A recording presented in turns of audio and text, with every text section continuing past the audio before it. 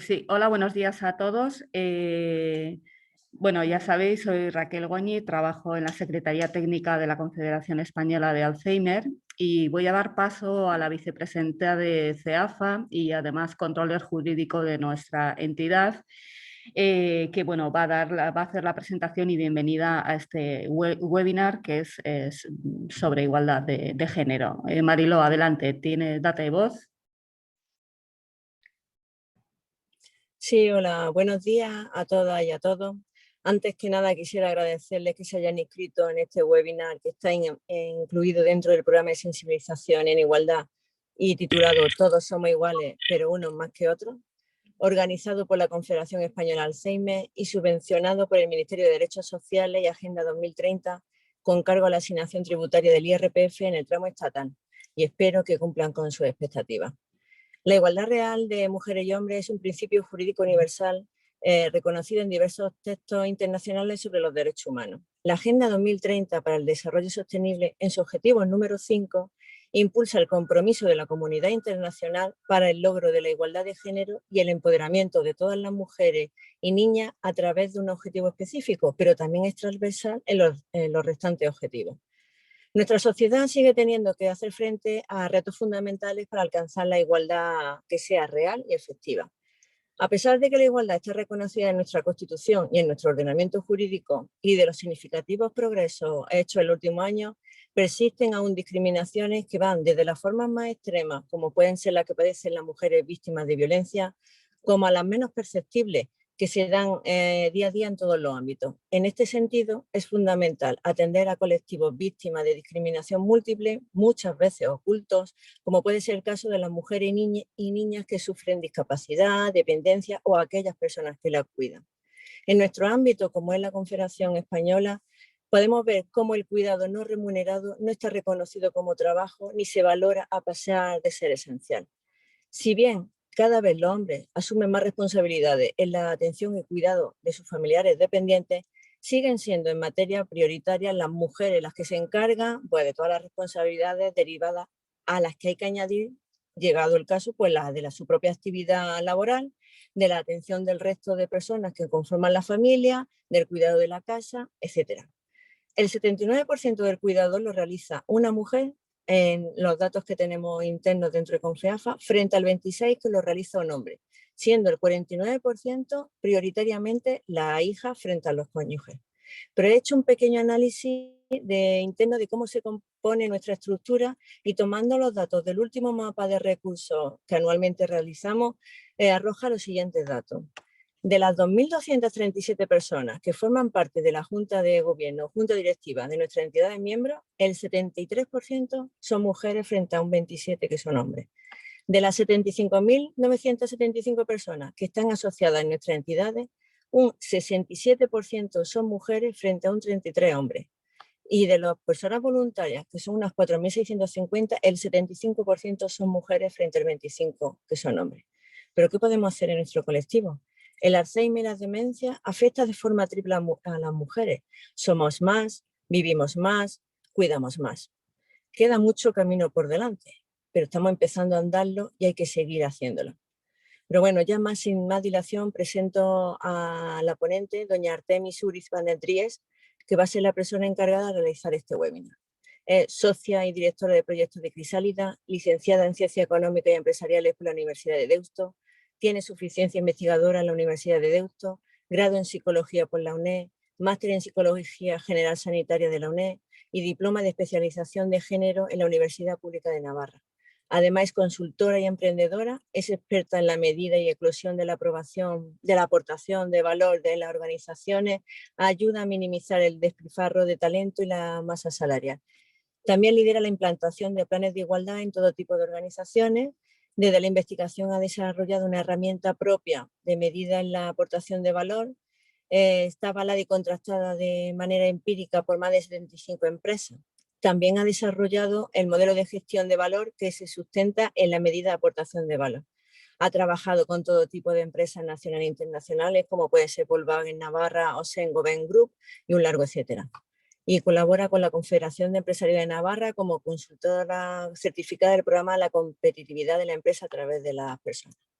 Después de esta breve introducción, le cedo la palabra a doña Artemis. Gracias.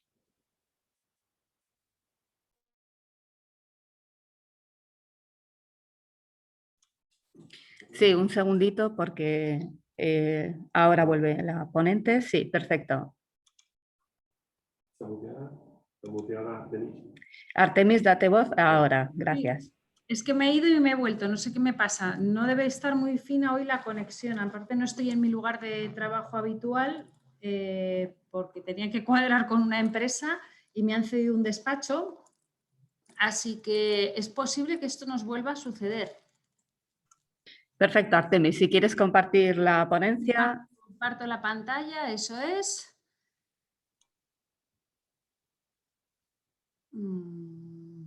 Aquí la tengo.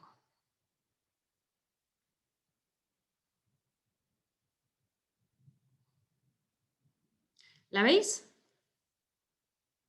Sí, si la puedes poner en completo, eso es perfecto. Así, vale, fenomenal. Bueno, pues con la introducción que os ha hecho Mariló, os ha puesto bastante en contexto de cómo están las cosas hoy en día. Vale, yo lo único deciros, me podéis interrumpir cuando queráis, si tenéis que aclarar cualquier cosa, podéis intervenir y luego al final también dejaremos un tiempo de rondas para preguntas. Vale.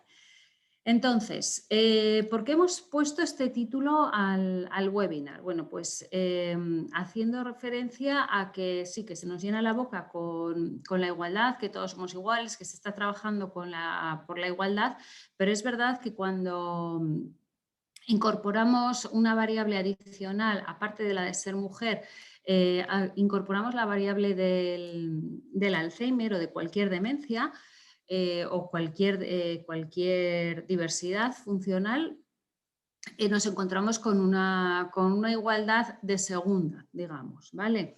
Que lo que quiero decir es que la discriminación en los colectivos con los que vosotros trabajáis, yo entiendo que es doble, por lo menos doble, ¿vale?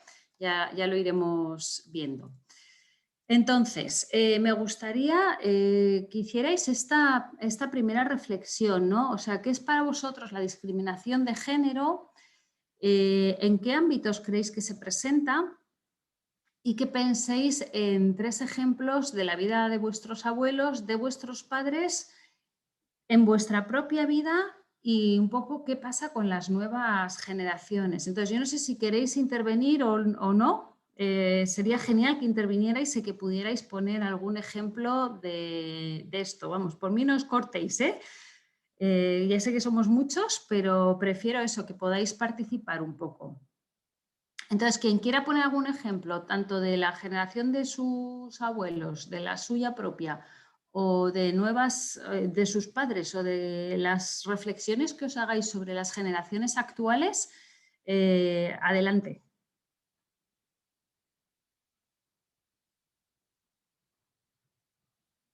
Pero todos a la vez no, ¿eh? Sí, Artemis, mira, desde AFAMIJAS nos dicen si la distribución de roles por la distribución de, o sea, que un ejemplo de distribución de roles de género, perdona. No he entendido la... Sí, eso es, son ejemplos de distribuciones de roles, exactamente, sí. De distribuciones de roles o incluso de discriminación, porque a veces esa distribución de roles puede ser discriminativa.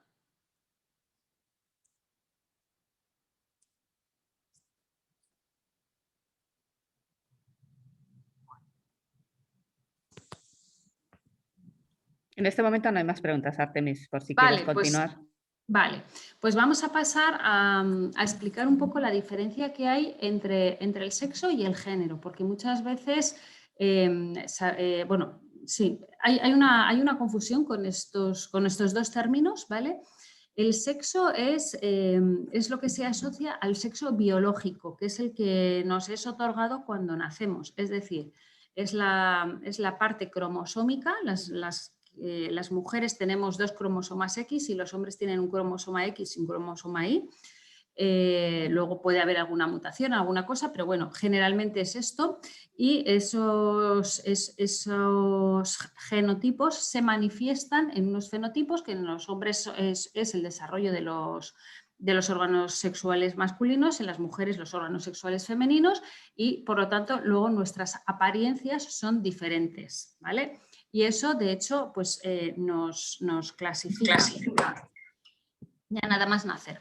Y luego el género es algo bastante más sutil, que es la construcción social que se hace en torno a ese sexo con el cual nacemos, ¿vale?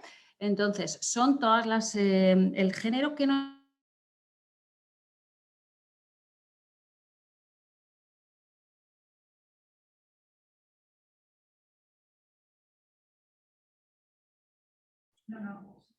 Artemis, se ha quedado congelada tu conexión.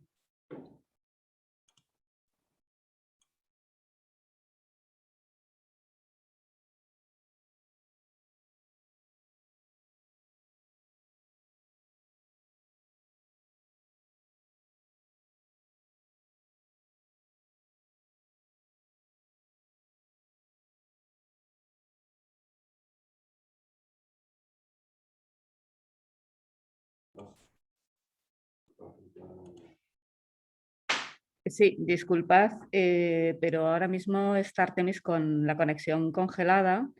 En cuanto podamos, volvemos a reiniciar la conexión. Perdonad.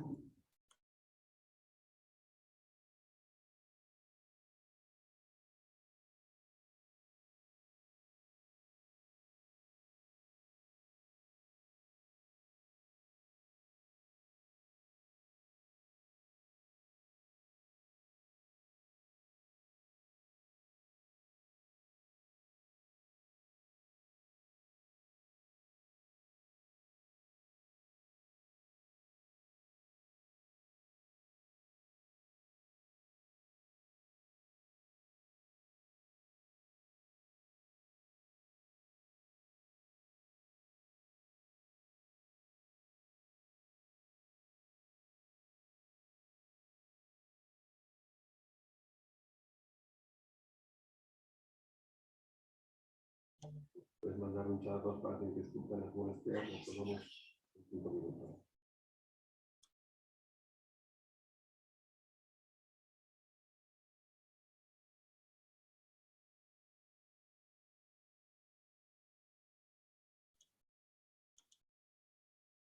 Vale, bueno, solamente quería deciros que perdonéis el inconveniente. En 5 minutos retomamos la conexión con nuestra ponente, con Artemis.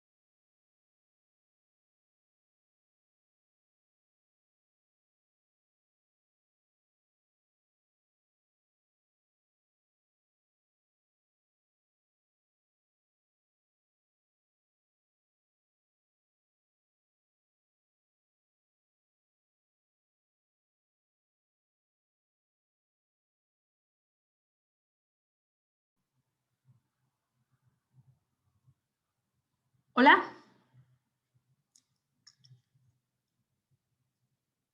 Sí, perfecto, Artemis, te vemos, te oímos, o sea que sí, puedes Bien. compartirla, tranquila, tranquila, puedes compartir Pues tranquilamente qué la rabia, ponencia, chicas. no pasa Vale. nada. Hombre, pues que hemos perdido tiempo y me da rabia haceros esto. No pasa nada. Vale, pues vuelvo atrás, que me dijisteis que me había quedado en la de sexo y género. Vale, la diferencia entre sexo y género es que el sexo es aquello que nos viene biológicamente asignado en el momento de nacer, que viene determinado por los cromosomas que tenemos y luego más adelante por los fenotipos, por las manifestaciones de esos cromosomas, que son los órganos sexuales, el vello, la barba, todo este tipo de cosas que tienen una constitución exclusivamente física. Y el género es algo muchísimo más amplio que nos viene asignado por el proceso de socialización. ¿Vale? Y este género, en realidad, ¿qué es lo que nos está asignando? Por una parte, nos asigna expectativas. Expectativas es lo que se espera de nosotros desde ya antes de nacer. En cuanto sabes si un bebé que va a nacer es niño o niña, ya empiezas a generar expectativas sobre esa criatura. Y las expectativas que se generan sobre los bebés varones no son las mismas que se generan sobre los bebés hembras, ¿vale? Y esto es algo que además se va perpetuando en el tiempo, ¿vale? Cuando tenemos un niño es más probable que generemos una expectativa de que sea un superfutbolista, un superdeportista, un superempresario, y cuando tenemos una niña en la familia, pues tenemos más expectativas a lo mejor de que sea una enfermera, de que sea una gran madre. Cuando tenemos un niño no pensamos, generalmente no pensamos, oye, quiero que sea un gran padre. En cambio, cuando tienes una niña sí que te pones más esa expectativa de quiero que sea una gran madre o que sea feliz en su familia y este tipo de cosas. Eso por una parte. Luego, la socialización también nos va asignando a través del género una serie de capacidades, ¿vale? Esas capacidades lo que vienen a decir es... entendemos que los hombres tienen unas capacidades que son diferentes que las de las mujeres. Y además da la casualidad de que esas capacidades que se asignan a los hombres son capacidades socialmente más valoradas, ¿vale? Por ejemplo, se entiende que los hombres son mejores que las mujeres en cuestiones técnicas, en matemáticas, en ingeniería, en este tipo de cosas que están más valoradas, y las mujeres, bueno, pues son mejores en toda el área de cuidados, quizá en el área literaria, en este tipo de cosas que ahora se llaman habilidades soft, ¿vale? Obvia decir que esto al final tiene poca relación con la realidad, es decir, hombres y mujeres tenemos capacidades muy, muy similares y desde luego no vienen determinadas por los cromosomas que llevamos.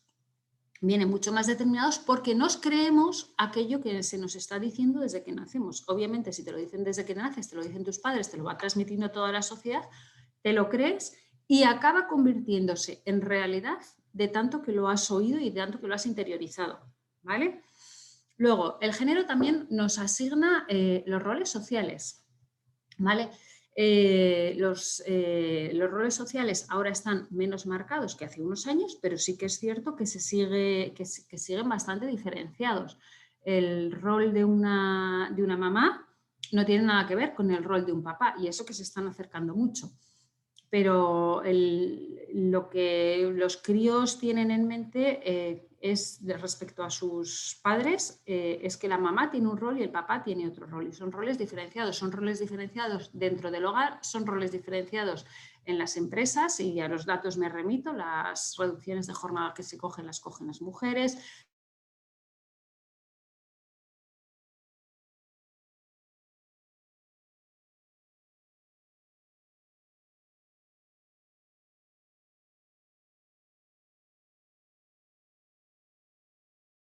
Todo esto, os insisto, nos viene a través de la de la socialización.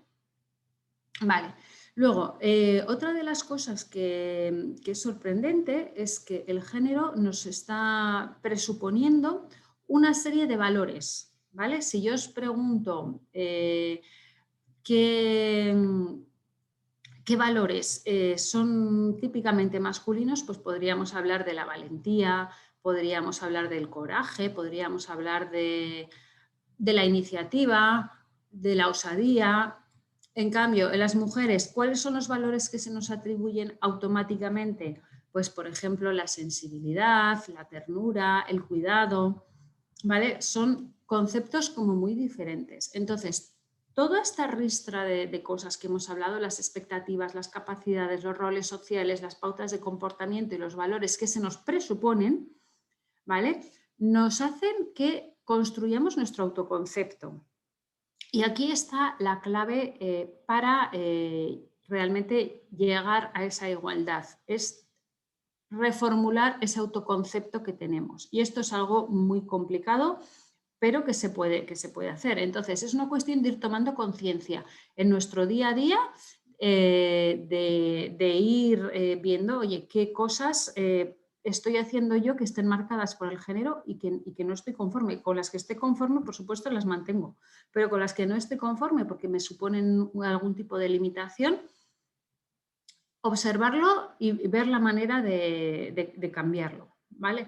Pero si ya en el autoconcepto que nos viene construido, las expectativas que tenemos las mujeres, las presuntas capacidades, los roles que podemos desempeñar y cómo nos tenemos que comportar y los valores que tenemos que tener son diferentes que los de los hombres, tendremos un autoconcepto diferente y el problema no es que sea diferente, ¿vale? El problema es que socialmente tenemos admitido que las expectativas, capacidades, roles, pautas de comportamiento y valores de los hombres son superiores jerárquicamente a los de las mujeres, porque si dijéramos, oye, son diferentes, pero son equivalentes, perfecto, no pasaría nada y tendríamos a una sociedad enriquecida. El problema está en ese desequilibrio que se da entre lo que se valora y lo que no se valora. ¿Vale? Seguimos. Si tenéis alguna duda, me interrumpís, porque no os estoy viendo. Vale, entonces, la asignación del género y la socialización, como decíamos, a través del proceso de socialización diferenciada se adquieren roles establecidos en función del sexo y finalmente se generan estereotipos masculinos y femeninos. Y con esos estereotipos funcionamos. Y por mucho que digamos, no, yo no funciono con estereotipos, siento comunicaros que todos funcionamos con estereotipos. Otra cosa es el esfuerzo que vayamos haciendo en intentar sacar esos estereotipos de nuestra cabeza, pero que los tenemos y reaccionamos instintivamente con estereotipos, eso está clarísimo. Vale, entonces, los roles para que veáis la diferencia entre lo que es un rol de género y un estereotipo de género. Un rol de género son las pautas de acción y comportamiento aceptadas como femeninas y masculinas. Yo no sé si habéis visto un experimento que se hizo en el que se pidió a niños, niñas, hombres y mujeres, se les pedía que corriesen como una mujer. Entonces, las mujeres, o sea, todo el mundo, tanto los hombres como las mujeres, cuando se les pedía que corriesen como una mujer, pues corrían haciendo aspavientos de una manera como muy torpe, muy ridícula.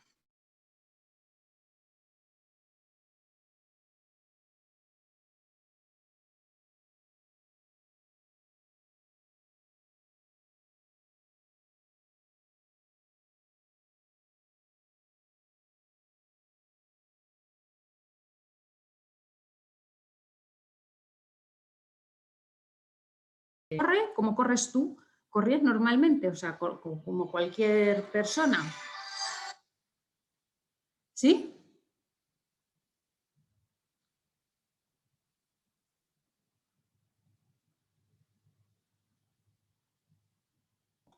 Sí, Artemis. No, Artemis, te oímos. Es que se había vuelto a congelar antes la pantalla, Ay, tranquila. Vale, ¿y estamos con los roles y los Sí, estereotipos? estamos con el rol de género y los estereotipos de género, eso es. Sí. Vale, bien, pues el experimento que os he contado de cómo se hacía correr a las mujeres, ¿lo habéis oído? Sí, justo estabas en ese ejemplo, exacto. Vale.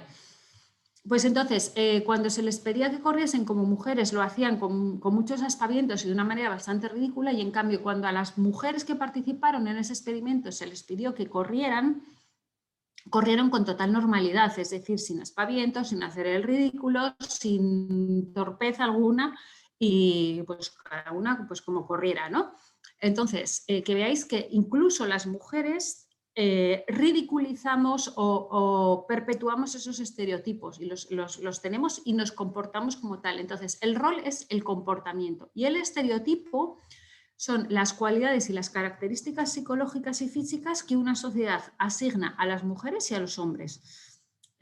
Son ideas muy simplificadas, pero muy asumidas, por mucho que queramos luchar con ellas. O sea, yo me encuentro muchas veces, digo, ostras, me está trabajando aquí el estereotipo. Y entonces sobre las características, actitudes y aptitudes en hombres y mujeres. Vale, seguimos.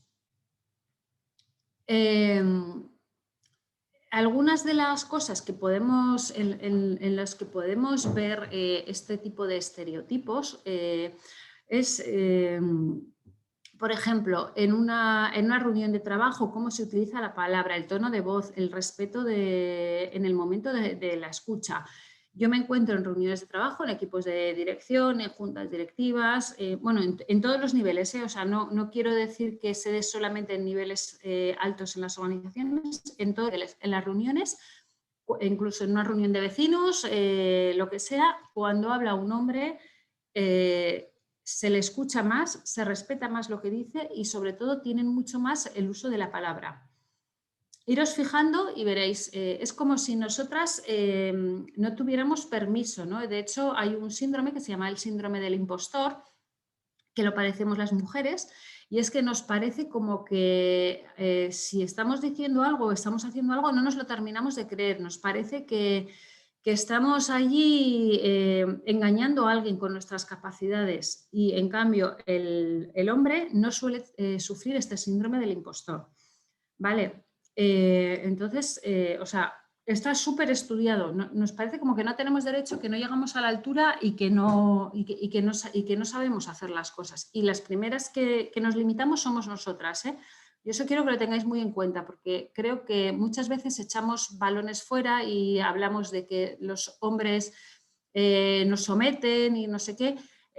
Bueno, pues creo que hay hombres de todo tipo, y que mucha responsabilidad de las cosas que pasan también es nuestra, y nosotras somos las que tenemos que hacer también ese esfuerzo grande por salir de ahí, ¿vale? Luego, en la universidad, esto no sé, me parece que está cambiando porque ya me lo han dicho varias veces, pero bueno, en las universidades y en los colegios normalmente los delegados, las personas que organizan todos los saraos, todos los eventos, suelen ser chicos. Esto era más en mi época, igual ahora ya está cambiando porque me lo han dicho varias veces que está cambiando. Entonces esto cuestionároslo. Luego, el uso de los espacios públicos. Si observáis cómo funciona el patio de un colegio, por ejemplo, el propio diseño del patio tiene generalmente en el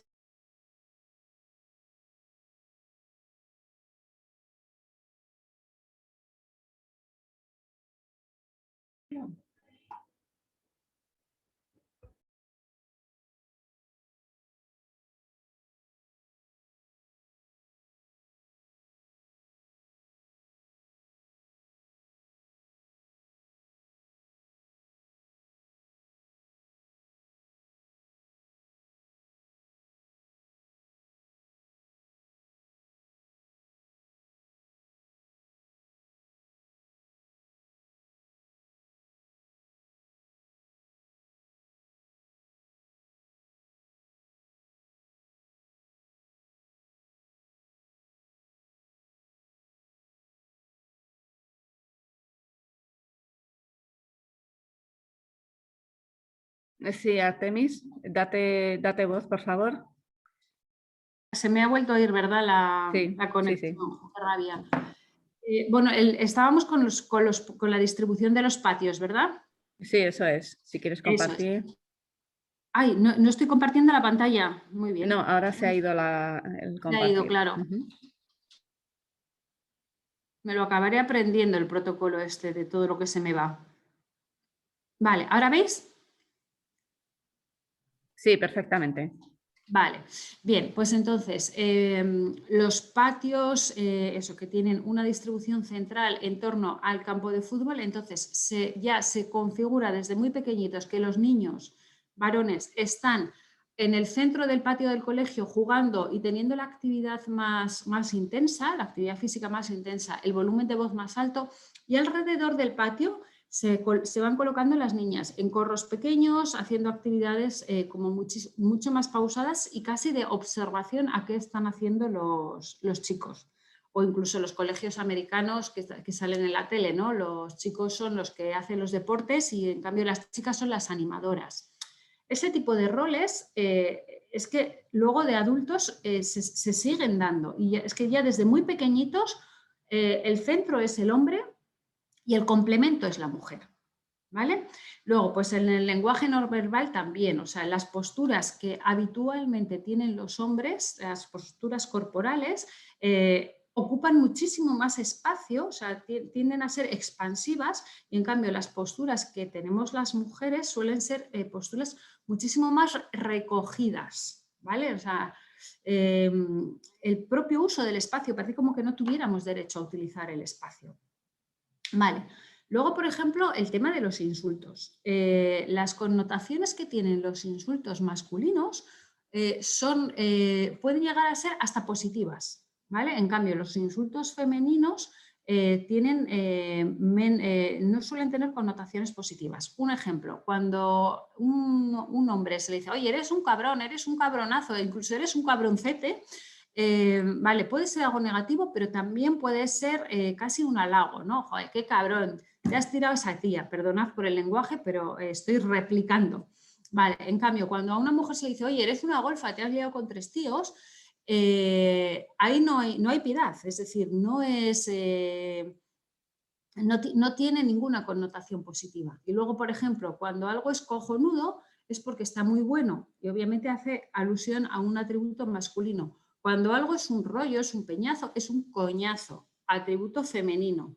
Y así hay bastantes acepciones que ya nos hacen asociar de modo inconsciente a través del lenguaje lo positivo hacia lo masculino y lo negativo hacia lo femenino. ¿Vale? Y todo esto pues va calando, es una lluvia fina que nos va calando. Y luego, por ejemplo, las profesiones, ¿no? El propio nombre de la profesión, el médico y la enfermera. Ya nos hace asumir que un médico va a ser siempre un hombre y una enfermera va a ser una mujer, cuando creo que hay más médicos mujeres en España que hombres. Creo, no tengo el dato. Pero vamos, hay muchas más que se licencian en medicina, con lo cual deduzco que habrá más mujeres. Vale, sigo. Vale, ¿qué es la discriminación por sexo directa e indirecta? Bueno, una discriminación al final es un trato de inferioridad a una persona o un colectivo por los motivos que sea, por raza, por religión, políticos, por sexo, etc. Tenemos muchísimos ejemplos en la historia de la humanidad. ¿Qué es la discriminación ya por razón de sexo? Pues es cualquier distinción, exclusión o restricción que esté basada solamente en el hecho de ser mujer o de ser hombre. ¿Vale? Y luego, la discriminación directa sería una situación en la que de un modo explícito y muy directo se trata de manera menos favorable a un sexo que al otro, que generalmente es a la mujer, se le trata de una manera menos favorable. Las discriminaciones directas no son muy evidentes y están más o menos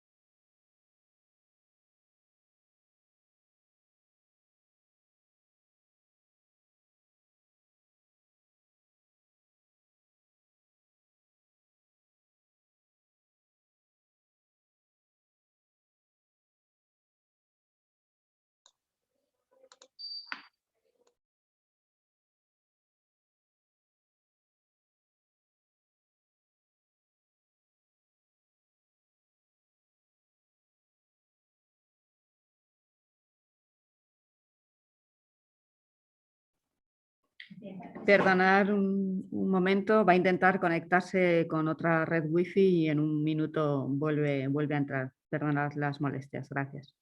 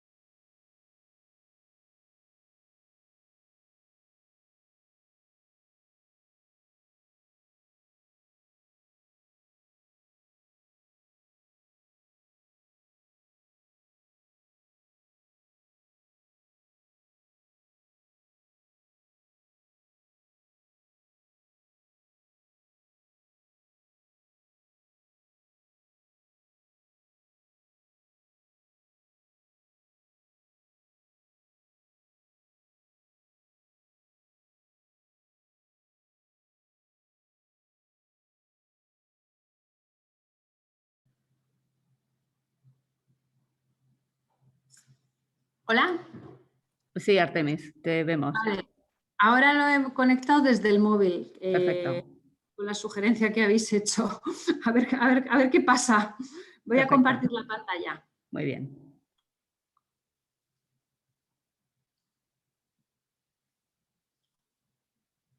Vale, entonces os estaba hablando de la discriminación directa e indirecta por razón de sexo. La directa es la que es como muy evidente y que se da muy poco o prácticamente nada. Y luego la discriminación indirecta pues sería bastante más sutil, que son desventajas que pueden tener las mujeres en determinadas situaciones sin que aparentemente haya esa desventaja.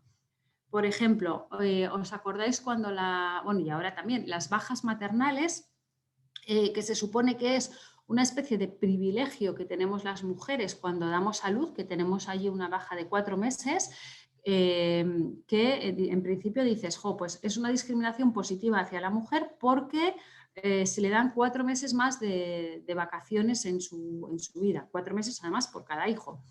Y esto que puede parecer una discriminación positiva y que puede parecer una ley que favorece a las mujeres, en realidad se convierte en una discriminación indirecta. ¿Por qué? Porque las empresas a la hora de contratar mujeres tienen esto en cuenta y juegan en nuestra contra. Es decir, algo que debería haber jugado a nuestro favor está jugando a nuestra contra en el mundo laboral.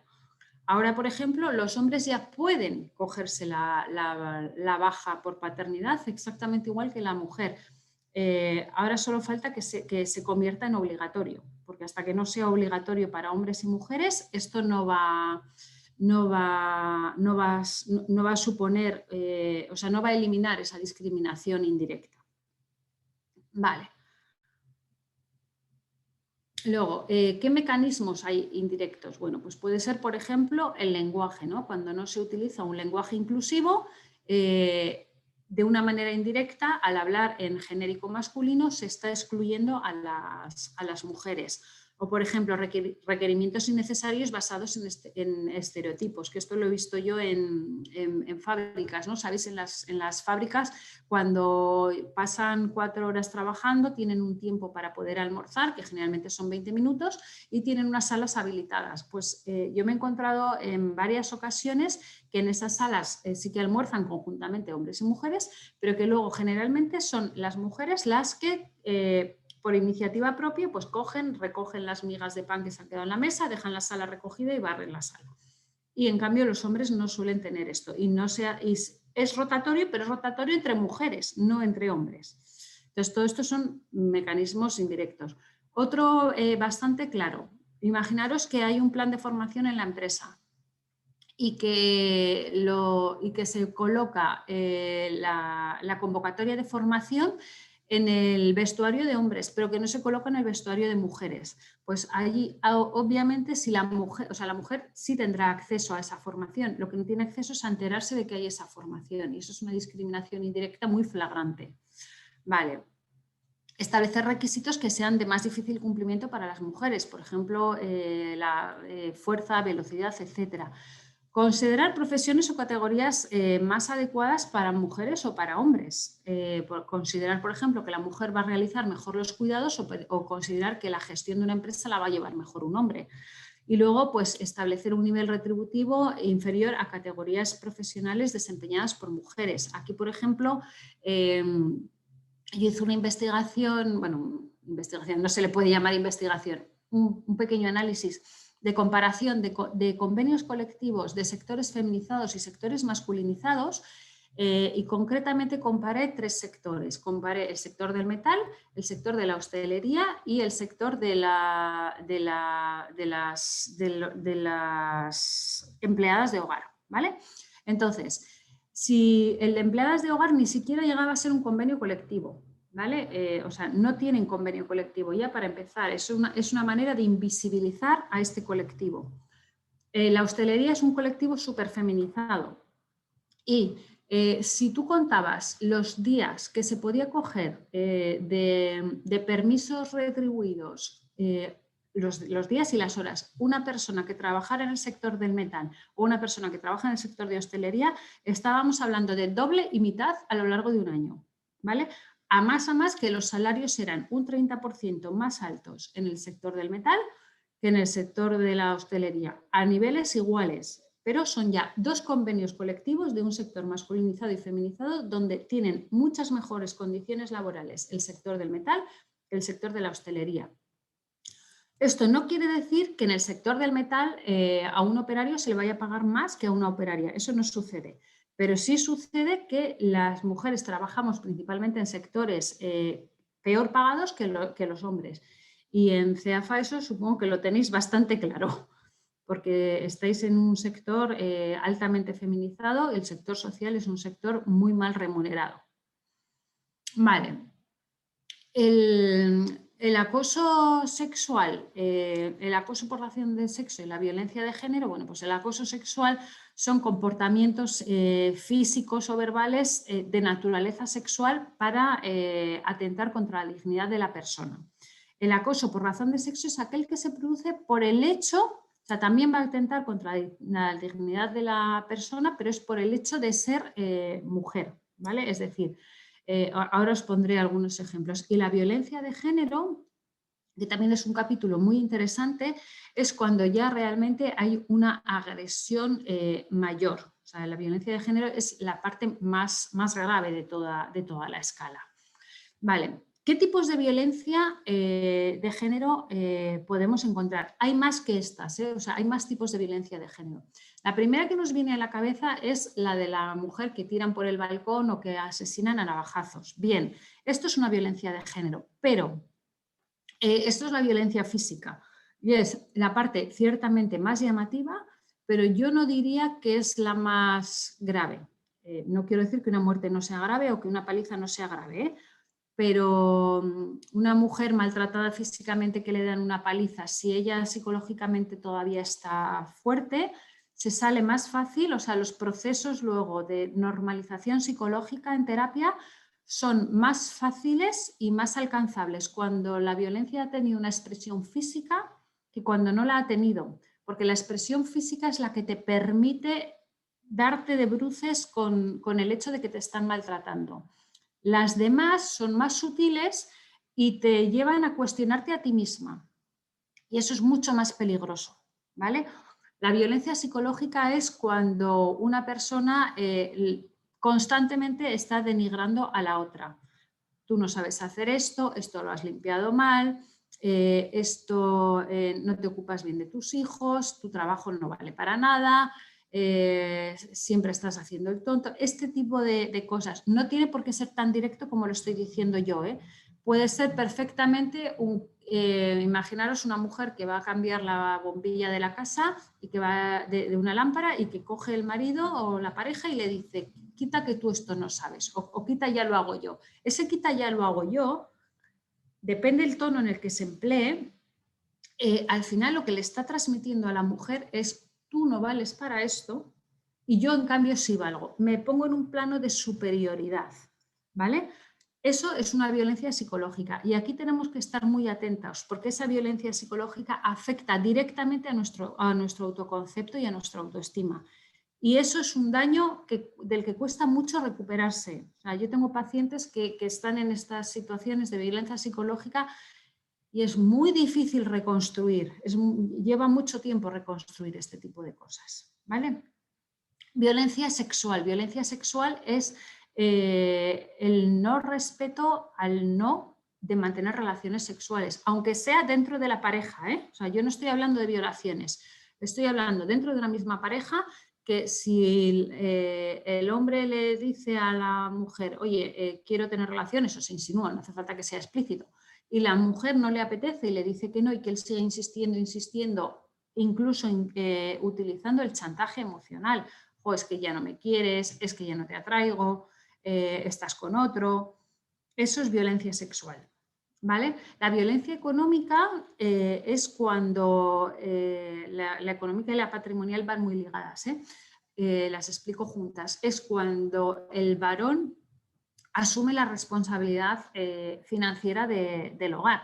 Conozco casos que se dan en el siglo XXI de maridos que les dan una paga a las mujeres, ¿vale? Estamos hablando de casos en los que la mujer no trabaja fuera de casa, no trabaja de manera remunerada.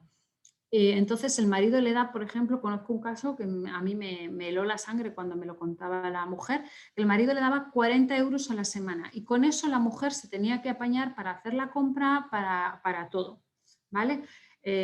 Llegando ella hasta tal punto, fijaros que para o sea, eran solo la pareja, el marido y la mujer, no había hijos, para su marido compraba una comida y luego ella, como no le alcanzaba con los 40 euros, ella se comía o las sobras o simplemente comía siempre arroz o pasta, pero ni siquiera podía alimentarse convenientemente porque el dinero que le daba el marido, sin haber problemas financieros en la familia, no alcanzaba para poder alimentarse los dos correctamente. Entonces, daros cuenta de la situación de desigualdad más absoluta que se da en esa pareja. No le está pegando, no, pero la violencia que está ejerciendo contra ella es brutal. Vale. Luego la violencia social. La violencia social lo que significa es que te van apartando, el hombre va apartando a la mujer de todo su entorno, ¿vale? Va diciéndole, oye, no salgas con tus amigas, no vayas a ver a tus padres, no estés con tus hermanos, no estés con tu familia. Y eso le va acorralando, con lo cual al final la red de apoyo social que tiene esa mujer para salir de esa situación es nula, ¿vale? Esta mujer ya no tiene a dónde agarrarse, no tiene vida, no tiene relaciones, o sea, sí tiene vida, pero no tiene relaciones sociales, no tiene esa red social de apoyo que todos necesitamos en una situación de apuro. Vale, y luego está la violencia vicaria. La violencia vicaria es mucho más sutil, es aquella que se produce a través de otros, ¿vale? Puede ser, por ejemplo, a través de los hijos, ¿no? Que el hombre no está pegando a la mujer, pero sí que le puede decir o sea, sí que puede haber amenazas, ¿no? De que si ella no se comporta tal como él quiere, él puede hacer daño a los hijos. Y para una mujer ese miedo tiene un peso tremendo, ¿vale? Y genera muchísima inseguridad y ella es la que se siente responsable del bienestar de sus hijos y hace todo lo posible. Otro ejemplo de violencia vicaria sería, imaginaros que vais con vuestra pareja por la calle y presenciáis una disputa en otra pareja, o sea, no en la vuestra, sino que lo estáis viendo en otra. Y en esa otra pareja veis que la el hombre levanta la mano a la mujer, o sea, va subiendo de tono la pareja y el hombre levanta la mano a la mujer. Entonces, en esa, que vuestra pareja haga un comentario del tipo, algo habrá hecho ella, seguro que se lo merece. Por ejemplo, vuestra pareja no os ha pegado, no os ha tocado, pero os ha lanzado una advertencia bastante dura, ¿vale? Eso es una violencia vicaria. Es lo que aprendemos a través de ver a otros y lo que eso, cómo se interpreta por tu pareja, ¿vale? Entonces, de ahora en adelante no asociéis la violencia de género a la mujer que tiran por el balcón, sino que la violencia de género tiene un espectro muchísimo más amplio y muy duro, muy duro, ¿vale? Y que luego es bastante complicado de reconstruir las identidades después de haber sufrido este tipo de violencias. Vale, ¿cuál es el ciclo de la violencia? Porque muchas veces cuando no estás metido en, cuando no has sufrido una violencia de género por parte de tu pareja, te cuesta entender cómo una mujer puede llegar a perpetuar una relación, incluso llegar a salir de una relación violenta y entrar en otra relación violenta y dices, ostras, qué mala suerte ha tenido. No, es una mujer que sigue una serie de patrones, ¿vale? Entonces, ¿qué es lo que pasa en esas relaciones donde hay violencia? Bueno, pues primero, obviamente hay discusiones. Discutimos todos en nuestras parejas, no pasa nada, la discusión es positiva. ¿Qué pasa? Que esa discusión puede llevar a desprecios, puede llevar a insultos, puede llevar a la fase 2 donde ya hay amenazas, hay insultos importantes, hay abuso sexual o hay golpes, ¿vale? Y eso digamos que sería la cúspide de la violencia, pero luego él se arrepiente. Se arrepiente y entonces trata muy bien, de una manera muy cariñosa, ponen palmitas a su pareja. Entonces, esta fase se llama luna de miel. Y ahí es donde está el enganche. Ahí es donde hay una parte del cerebro que se llama el núcleo accumbens, que allí se producen una serie de neurotransmisores que nos hacen que busquemos eso, que busquemos esa fase de calma instintivamente y que siempre tengamos eso como objetivo. Y eso es lo que nos engancha, ¿vale? Y el querer llegar a tener otra vez esa fase de calma nos hace pasar por todo el ciclo. ¿Qué pasa? Que este ciclo puede empezar teniendo 3 partes iguales en el tiempo y en la intensidad, pero a medida que va pasando el tiempo dentro de la pareja, la violencia se va consolidando, es decir, siempre hay violencia. Y la fase de calma y reconciliación va siendo cada vez más cortita y la violencia se hace más frecuente y los ciclos mucho más rápidos con consecuencias más graves. Es decir, algo puede empezar por un empujón al cual no damos importancia y puedes acabar, pues eso, volando por el balcón, en la UCI o lo que sea. Entonces, es muy importante detectarlo cuanto antes y saber cuál es el ciclo y saber dónde está la trampa, dónde caemos. Vale, entonces, ¿qué es el enfoque, el análisis y la evaluación de género? Que son también tres palabras, 3 conceptos que se utilizan mucho en temas de igualdad y que es importante que sepamos distinguir. A ver, la perspectiva de género es simplemente, por ejemplo, lo que estamos haciendo ahora, ¿no? Tomar en consideración y prestar atención a las diferencias que hay entre hombres y mujeres en cualquier actividad o en cualquier ámbito, ¿vale? Es primero eso, levantar la antena, abrir los ojos y las orejas.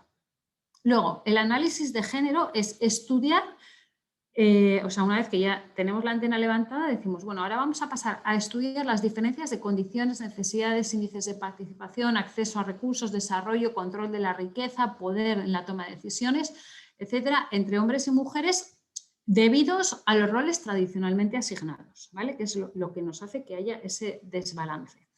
Y luego, por último, ya sería, una vez que hemos levantado las antenas, hemos hecho el análisis de género, evaluamos el impacto de las políticas que se hagan en función del género, ¿vale? Entonces, ahora, hoy en día, ya las políticas, tanto en las organizaciones como a nivel institucional, se hace una evaluación del impacto de género. Hasta ahora no se estaba haciendo esa evaluación de impacto de género, ¿vale? Entonces, se analiza si la puesta en práctica de determinadas políticas puede afectar a las mujeres de forma diferente que a los hombres, ¿no? Para poder adaptarlas y neutralizar los efectos discriminatorios y fomentar la igualdad entre hombres y mujeres. Vale, pues por ejemplo, la política que os decía antes de las bajas. Si a los hombres se les obliga a coger exactamente la misma baja que a las mujeres, ya no habrá discriminación. Es decir, traer una criatura al mundo ya no va a ser un hándicap para las mujeres. Va a ser una realidad que la pareja va a atender a ese bebé de una manera igual. ¿Vale? Entonces, si esta política se hubiese evaluado el impacto de género en el momento en que surgió, se hubiera hecho diferente. ¿Qué pasa? Que vamos evolucionando y nos vamos dando cuenta de las cosas. O sea, como sociedad evolucionamos. Luego, respecto al lenguaje inclusivo. Antes os he dicho que el lenguaje es una manera de discriminar, ¿vale? Entonces, os pongo aquí una serie de ejemplos para que veáis cómo podemos hacer que nuestro lenguaje sea inclusivo. Es cierto que cuesta muchísimo. A mí es una de las cosas que me cuesta y además en muchas ocasiones me resulta tremendamente ortopédica, ¿no? O sea, te pones a leer un texto o a hablar y empiezas... los hombres y las mujeres, los trabajadores, las trabajadoras, las trabajadoras, bueno, todo este tipo de cosas, la verdad que yo entiendo que son bastante costosas. Entonces, suele ser mejor, más interesante, aunque intelectualmente es más complicado, tender a utilizar palabras que realmente sean más inclusivas, porque realmente el castellano es poco inclusivo. En ese sentido, hay otros idiomas que son más, por ejemplo, en el inglés los verbos se conjugan, o sea, tú no puedes distinguir si no tienes un she o un he por delante, no puedes saber si se refiere a un hombre o a una mujer, ¿vale? En cambio, en castellano, pues el propio verbo, los sustantivos marcan muchísimo el género. Vale, entonces... por ejemplo, os pongo algunos ejemplos. Pues la cultura nos pertenece a todos y su construcción. Vale, pues esta misma frase, ya ese todos, ya te lo estás imaginando con hombres. O sea, automáticamente nuestro cerebro oye todos y dice, bueno, pues nuestra imagen son todos y todos nos imaginamos hombrecitos. En cambio, podríamos decir, la cultura pertenece a toda la ciudadanía y su construcción. No es lo mismo decir todos que decir toda la ciudadanía. Obviamente, mucho más cómodo decir todos, mucho más inclusivo decir toda la ciudadanía. Vale. Luego, otra frase, ¿no? Pues no sé qué, que busca aumentar el universo de beneficiarios. Bueno, pues lo mismo, pues que busca aumentar el universo de la población beneficiaria. Es más fluido y es más elegante y incluso más inclusivo hablar de población beneficiaria que hablar de beneficiarios y beneficiarias, ¿vale? Porque digamos que ahora nos hemos cogido la coletilla de decir, bueno, pues usuarios y usuarias, beneficiarios, beneficiarias, trabajadores, trabajadoras, y con eso nos quedamos, ¿vale? Es un paso. Pero ese paso está volviendo a remarcar las diferencias y está volviendo a remarcar que hay hombres y mujeres, ¿vale? Entonces, en las situaciones en las que seamos capaces de encontrar palabras que realmente agrupen sin distinguir, pero que sí que pongan, sí que sean más inclusivas, ¿no? Como por ejemplo esto, ¿no? En vez de beneficiarios, población beneficiaria, que ya... incluye tanto a hombres como mujeres, porque aunque población sea femenino y beneficiaria sea femenino, nadie está entendiendo que ahí no entran los hombres, ¿vale? En cambio, cuando hablas de beneficiarios, sí puedes entender que no están entrando las mujeres, ¿vale? Espero que me estéis entendiendo lo que os digo. Vale. Por ejemplo, que contó con la participación, me he ido a la quinta, me parece, de más de 3.000 ciudadanos. Podríamos decir ciudadanos o ciudadanas, pero también podríamos decir personas. Personas es un término absolutamente neutro que va a englobar tanto a hombres como a mujeres, ¿vale? A ver, vamos al último. Por ejemplo, en caso de que sus proyectos sean seleccionados, los postulantes de nuevo nos hace pensar en hombres y en cambio las personas postuladas pues nos hace pensar tanto en hombres como en mujeres. Vale, aquí tenéis más ejemplos. Por ejemplo, sus 34 integrantes son destacados intérpretes. Bueno, pues aquí podríamos poner, no encontramos algo neutro, entonces sí que podríamos ir a destacados y destacadas intérpretes, ¿vale? Luego, por ejemplo, viene el caso, me ha venido la idea, venga, la lanzo sin filtro. Justo antes de la reunión pues estábamos con Mariluz y me explicaba cómo me iba a presentar y entonces me dice, oye, ¿tu segundo apellido y tal? Y digo, sí, es mi segundo apellido, sé que es raro, pero insisto en que lo digas, ¿no? Es otra de las maneras de visibilizar a la mujer, el utilizar ambos apellidos.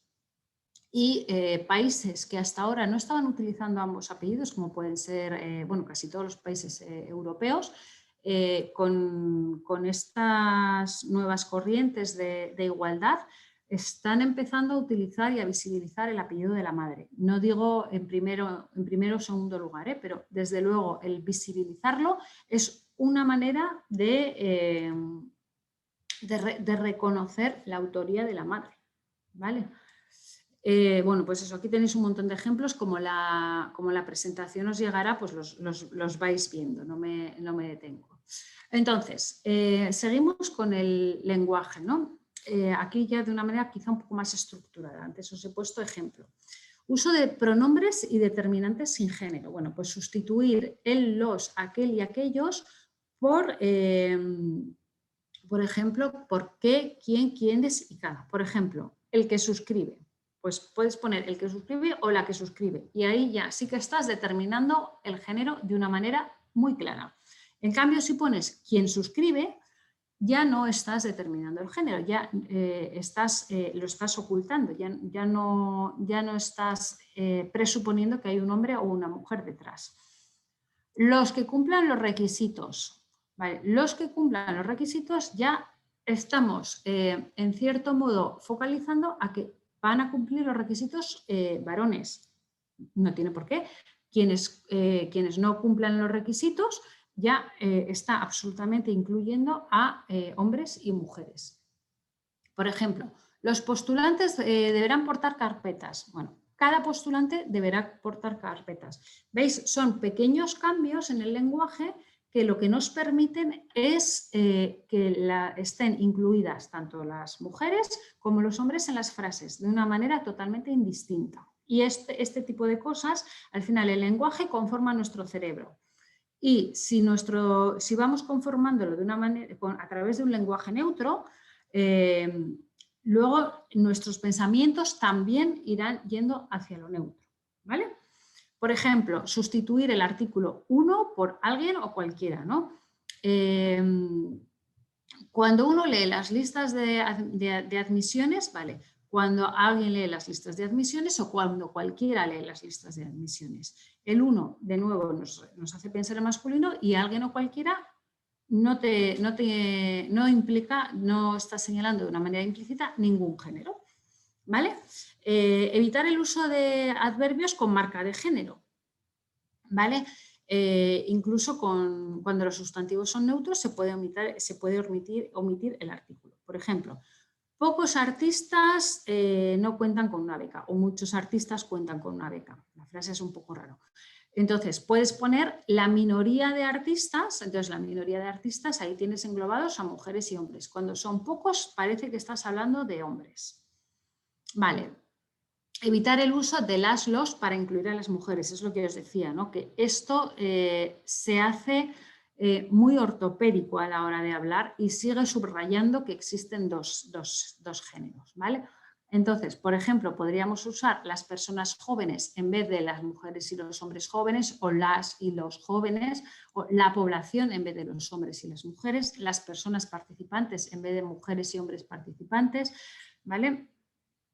Entonces, digamos que aquí, por ejemplo, en el de las participantes habría como 3 grados. Si dijéramos Los participantes, ¿vale? Sí que sí estamos englobando a las mujeres, pero el sesgo ya va a pensar en hombres. Lo podemos cambiar por las mujeres y los hombres participantes. Cierto, pero es más ortopédico. En cambio, si vas a las personas participantes, no es ortopédico porque has reducido el tamaño de la frase y es inclusivo. ¿Vale? Otro clásico, la arroba. La arroba no es una letra de nuestro alfabeto, ¿vale? Entonces, queda guay, queda muy cool utilizar la arroba, pero realmente nos estamos cargando el diccionario y se puede hablar de otra manera sin utilizar la arroba, ¿vale? Entonces sí que se ha utilizado mucho, pero no es lo más adecuado como lenguaje inclusivo. Y luego lo mismo, ¿no? La barra inclinada para decir os, as, que realmente dificulta la lectura de los textos. Entonces, sí que os invito a que os estrujéis un poco el cerebro cuando escribáis para hacerlo con un lenguaje inclusivo, no ortopédico, ¿vale?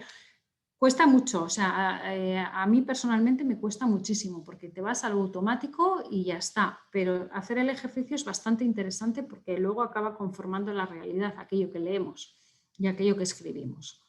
Y luego, para documentos oficiales, siempre también eso, incluir, ¿no? Pues, por ejemplo, yo me encuentro ya os he dicho que soy consultora también, ¿no?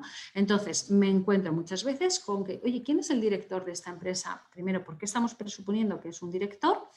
Y estamos ya focalizando que sea un hombre. En cambio, podemos decir la persona a cargo de la dirección o simplemente la dirección, ¿vale? O sea, yo, por ejemplo, ya lo de la dirección ya lo he conseguido integrar en mi vocabulario. Vamos poco a poco y cuesta un esfuerzo, ¿no? Entonces, bueno, pues eso, que sobre todo en comunicados oficiales, en discursos, en reglamentos y todo este tipo de cosas, cuidadlo porque son cosas que se quedan en la empresa y transmiten cultura de empresa, ¿vale? Luego, las representaciones gráficas en documentos oficiales, pues lo mismo, siempre guardar el equilibrio numérico entre el uso de imágenes de mujeres y de hombres. Hace poco hicimos nosotras un plan de igualdad para una empresa de la construcción y, por ejemplo, todos los pictogramas que tenían en la obra, en las obras, o sea, en los edificios que estaban construyendo, eran todos señores con cascos, señores con los guantes, señores con la mascarilla y no había ni un pictograma en el que se hiciera referencia a mujeres con cascos y entonces eso no es inclusivo.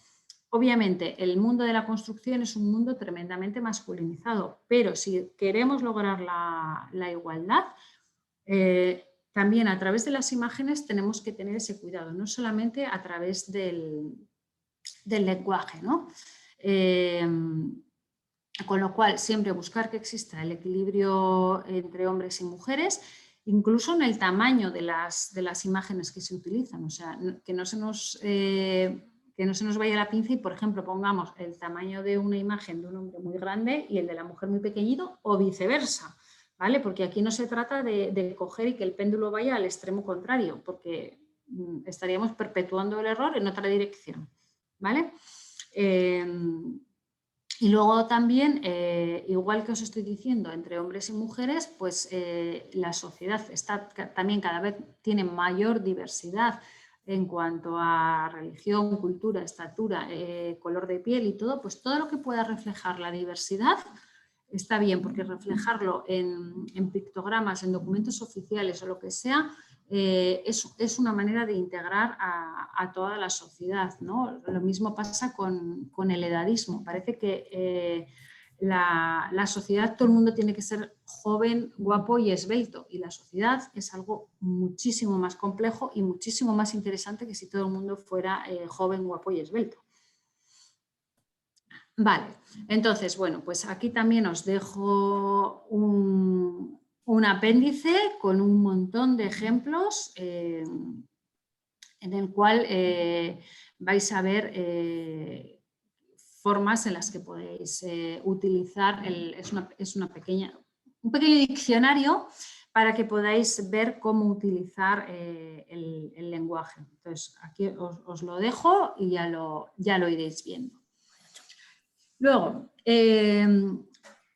ahora se ve menos la tele, es cierto, pero seguimos viendo la televisión y sigue habiendo publicidad sexista. Este anuncio que os pongo aquí de MediaMarkt, pues es un anuncio, no os voy a decir que es muy reciente, pero bueno, es un anuncio que ha hecho MediaMarkt y MediaMarkt no lleva tanto tiempo en España, ¿vale?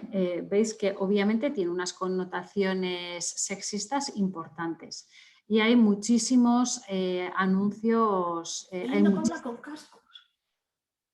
¿El qué? Que oigo a Paula. No, continúa, Artemis, tranquila. Vale. No me quedas sorda. Pensaba que me iba a volver a ir. Vale, entonces, la publicidad, las series, o sea, todos los medios audiovisuales, lo queramos, si nos guste o no, tienen todavía un corte sexista tremendo, ¿vale? Yo os había preparado, bueno, aquí veis por ejemplo este ejemplo de publicidad, os había preparado una serie de anuncios machistas, pero como vamos muy mal de tiempo, os dejo el link y ahí os sale, para que lo podáis ver, salen 15 anuncios machistas. En el número 1, ya os adelanto, sale el de Buscando a Jax, que ese, vamos, es una cosificación de la mujer y un sometimiento total y, bueno, incluso hoy en día, ¿no? Los anuncios que se ven de colonias y todo esto, es tremendo la hipersexualización de la mujer y la sensación que da que las mujeres están para el placer sexual de los hombres, ¿no? Para seducir al hombre. Parece que estemos programadas para eso y que sea nuestra principal misión en la vida, seducir al hombre. Vale. Ahora, una serie de conceptos que también es interesante que los tengáis. Hay una cosa que se llama el techo de cristal, que lo habréis oído y que es muy conocido en todo esto, ¿vale? Que es una barrera invisible que es difícil de traspasar. No es explícita, es decir, no hay ninguna empresa ni ningún organismo ni nada en el que las mujeres tengan vetado acceder a posiciones de alta remuneración y de alta responsabilidad. Para nada, o sea, en ningún sitio está escrito. Pero la realidad es que los puestos directivos están ocupados por hombres sistemáticamente y de una manera bastante aplastante, ¿vale? ¿Qué es lo que pasa? O sea, ¿dónde está el origen de esto? Y luego está también, el tema está que muchas veces los hombres, o sea, no voy a decir los hombres, se justifica diciendo, no, es que a las mujeres se les da la oportunidad y no la quieren coger. Pero tenemos que pensar un poquito más. O sea, no vale con decir eso. Y yo, por ejemplo, ese cuento me lo he tragado mucho tiempo, el que nos digan, no, es que vosotras no queréis asumir esas responsabilidades. Pero vamos a pensar un poco en qué consisten esas responsabilidades. Es decir, son modos de funcionamiento y reglas de juego hechas por hombres y para hombres. Y si queremos entrar en esas reglas, en esos puestos, tiene que ser con las reglas que se han decidido por parte de hombres. Esto no conlleva ninguna acusación implícita. O sea, yo lo que estoy haciendo es poner de manifiesto algo que es así. ¿Por qué? Porque antes no teníamos, no accedíamos al mercado laboral, ¿vale? Entonces no accedíamos al mercado laboral, tampoco tuvimos la oportunidad de poner las normas, ¿vale? Tuvieron la oportunidad de poner las normas los hombres y entonces ahora lo que estamos haciendo es, o sea, para conseguir la igualdad, lo que estamos haciendo las mujeres es intentar intentar jugar con las reglas que nos han marcado los hombres. Y a lo mejor esas reglas no son válidas para el sistema de sociedad igualitario que estamos buscando. ¿Vale? Entonces, ese es uno de los orígenes que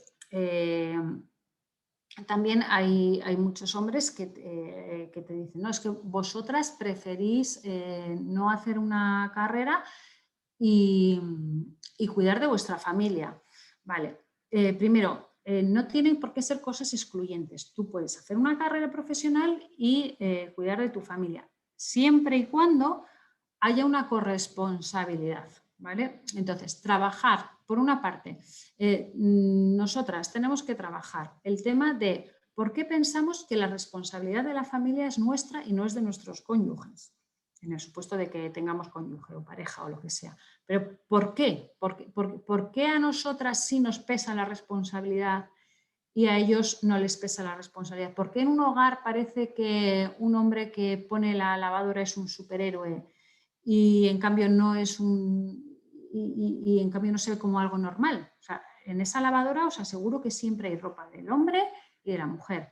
Y el hombre que pone la lavadora es un superhéroe y la mujer que pone la lavadora pues está haciendo una tarea más y encima una tarea poco valorada. Entonces, ese techo de cristal existe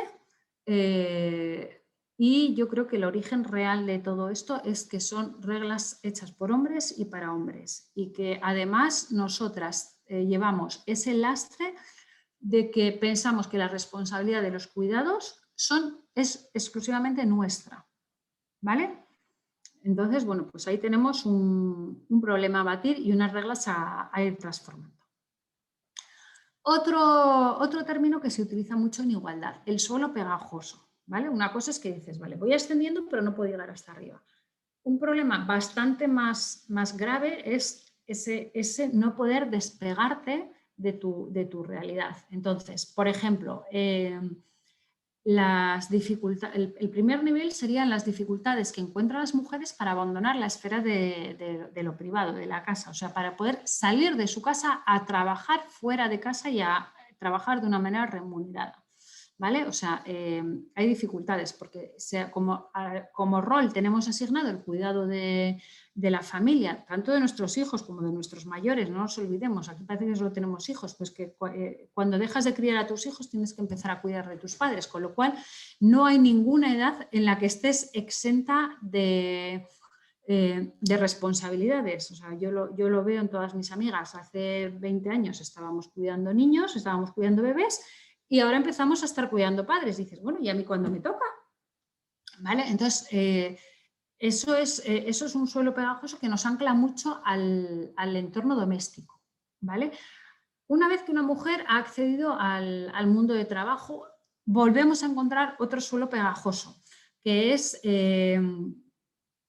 aquel que no nos permite, o sea, que nos impide crecer profesionalmente porque el asumir determinadas tareas va a suponer una mayor disponibilidad de tiempo.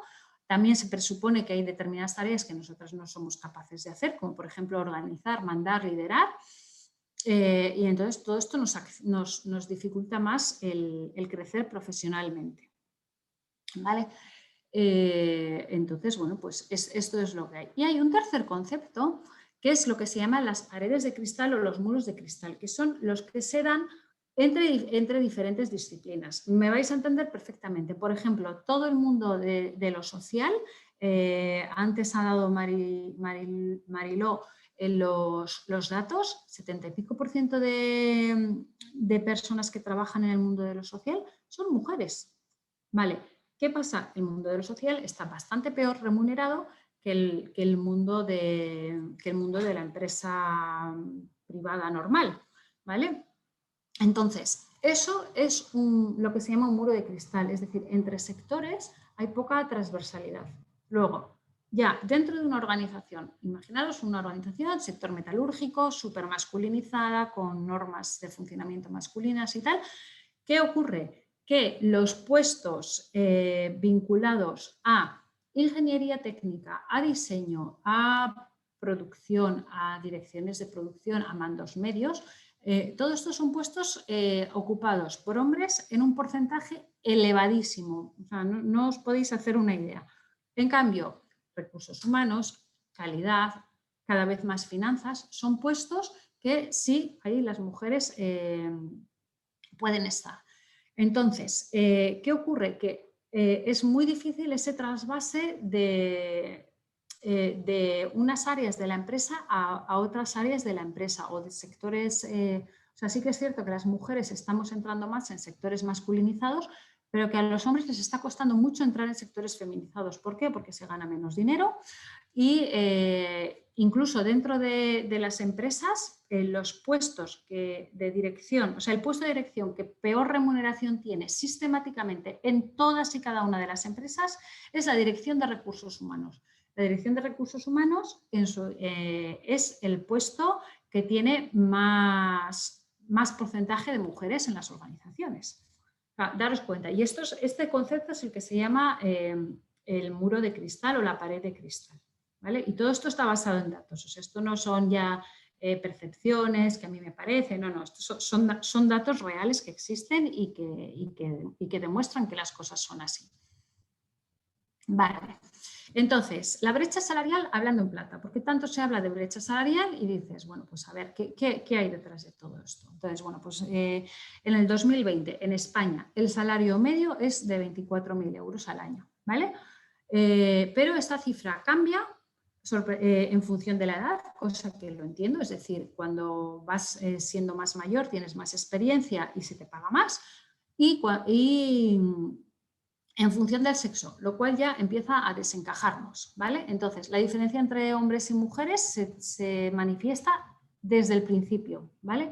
Es decir, las mujeres de menos de 20 años, es decir, súper incipientemente introducidas en el mercado laboral, ganan ya 2.000 euros menos al año que un compañero varón, ¿vale? Entonces, ya de entrada se da esa diferencia por múltiples motivos, por jornadas reducidas, porque trabajan en sectores feminizados en los que se paga menos, pero ya de entrada, y ya estamos en edades en torno a las que estoy yo, ya de que estás en 50 y tantos, la diferencia alcanza de promedio 8.000 euros al año, ¿vale? 8.000 sobre 24.000 es un 25% de diferencia. Es un pastón la diferencia que hay. Ya os digo, los orígenes están, o sea, es multicausal, pero el dato es ese, ¿vale? Lo que yo no voy a defender nunca ni me oiréis decir es que los puestos por convenio a un mismo puesto de trabajo se paga diferente a un hombre que a una mujer. Eso no es cierto, ¿vale? Eso se denuncia y se corrige. Eso no sucede. Con lo cual, las cosas son muchísimo más sutiles, ¿vale? Entonces, pero vosotros no os preocupéis que yo ahora os voy a decir cómo podéis conciliar si sabéis cómo. Va con sarcasmo, aviso, ¿eh? Pero bueno, es muy fácil. Vosotras prescindís de vuestro tiempo libre y de vuestro espacio para vosotras. Entonces vais a poder conciliar muy bien la vida personal y la vida familiar. Sobrecárgate de trabajo y realiza una doble, triple jornada laboral que tú puedes. Y además, ¿a quién le hace daño un poco de estrés y agotamiento? Y si no, pues haces un trabajo a tiempo parcial que te motive menos y te obliga a renunciar a la promoción profesional. Vale, esto que está dicho con todo el sarcasmo, os aseguro que hay muchas mujeres, entre las cuales también estaréis alguna de vosotras, o en el caso de hombres de vuestras parejas, o vosotros asumiendo un rol de este tipo. Hay muchas personas que esta es la única vía que ven para poder conciliar. Es decir, te anulas y a partir de ahí empiezas a dar a los demás. Vale. Gracias a Dios, aparte de estas medidas de las que os he hablado yo con sarcasmo, existen otras medidas para la conciliación y la corresponsabilidad. Son medidas que pueden lanzarse tanto desde las empresas como desde la sociedad y desde las instituciones. Por ejemplo, la flexibilidad horaria es una medida que facilita muchísimo la conciliación y, de hecho, entre las encuestas que se hacen a trabajadores en las empresas, es una medida súper bien valorada. No cuesta nada hacerlo y facilita mucho la vida. Entonces, cuando tú estás en la empresa, estás a lo que estás. En cambio, si tú tienes un horario como muy tajante, pues primero vas a tener que mentir, vas a tener que enfrentarte a situaciones bastante incómodas. Organización del trabajo. Bueno, pues por ejemplo, facilitar el teletrabajo es una de las cosas que está haciendo que haya por lo menos una mayor conciliación. La corresponsabilidad está por venir. El acceso a portales de información, las videoconferencias, todo este tipo de cosas, bueno, pues facilitan muchísimo la conciliación. Luego las políticas como las bajas, las excedencias, los días libres por razones personales, todo este tipo de políticas ayudan mucho a la conciliación, y los beneficios sociales pues también ayudan, ¿no? Por ejemplo, una guardería en el centro de trabajo, ese tipo de cosas nos van a ayudar, ¿vale? Estas son acciones que se pueden hacer desde las empresas y desde las instituciones. ¿Por qué son necesarias ese tipo de cosas? Bueno, pues por una parte, porque hay algunos datos que son flagrantes, ¿no? Que las tasas de empleo de las mamás son más bajas cuando tienen niños pequeños que cuando no los tienen. Y lo contrario pasa en los hombres, es decir, una mujer cuando pasa a tener un hijo es más probable que deje de trabajar que un hombre que cuando pasa a tener un hijo es más probable que decida trabajar. Luego, la tasa de empleo entre las mujeres es decreciente cuantos más hijos tienes. Cuantos más niños tengo, menos posibilidades tengo de trabajar. ¿Por qué? Porque sigo pensando que la obligación de cuidar a mis hijos es exclusivamente mía. Y luego el trabajo a tiempo parcial está muchísimo más extendido entre las mujeres que entre los hombres. 27% de las mujeres trabajan a tiempo parcial, que eso es casi más de una cuarta parte, y solamente un 4% de los hombres trabaja a tiempo parcial. Y cuantas más bebés tengas, cuantos más hijos tienes, más probabilidades tienes de trabajar a tiempo parcial. Es decir, hay una correlación. Vale. Respecto a la corresponsabilidad. Bueno, pues respecto a la corresponsabilidad, el dato es que las mujeres en España dedican 4 horas y media al día al cuidado de la familia. Y en cambio los hombres dedican 2 horas y media.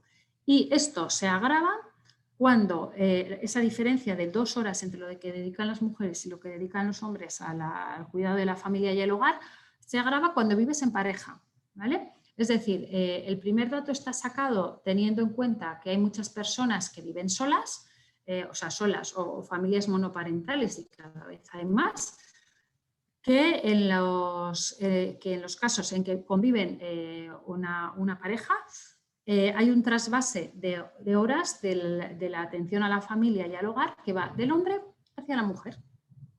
Es una delegación interesante. Vale. Entonces, muchas veces pensamos que la igualdad se consigue con la educación mixta. La educación mixta sí que es verdad que junta a niños y niñas en las aulas, pero lo que hace es que tampoco no trabajan de una manera clara la coeducación. ¿La coeducación en qué consiste? Es mucho más que juntar a niños y niñas. Consiste en educarles partiendo del hecho de que su diferencia, partiendo de que sí, son diferentes, o sea, unos son niños y otros son niñas, pero sin tener en cuenta los roles que se les exige cumplir desde una sociedad sexista por ser de uno u otro sexo. No solo es juntarles en las aulas, sino educarles libres de estereotipos y de desigualdades.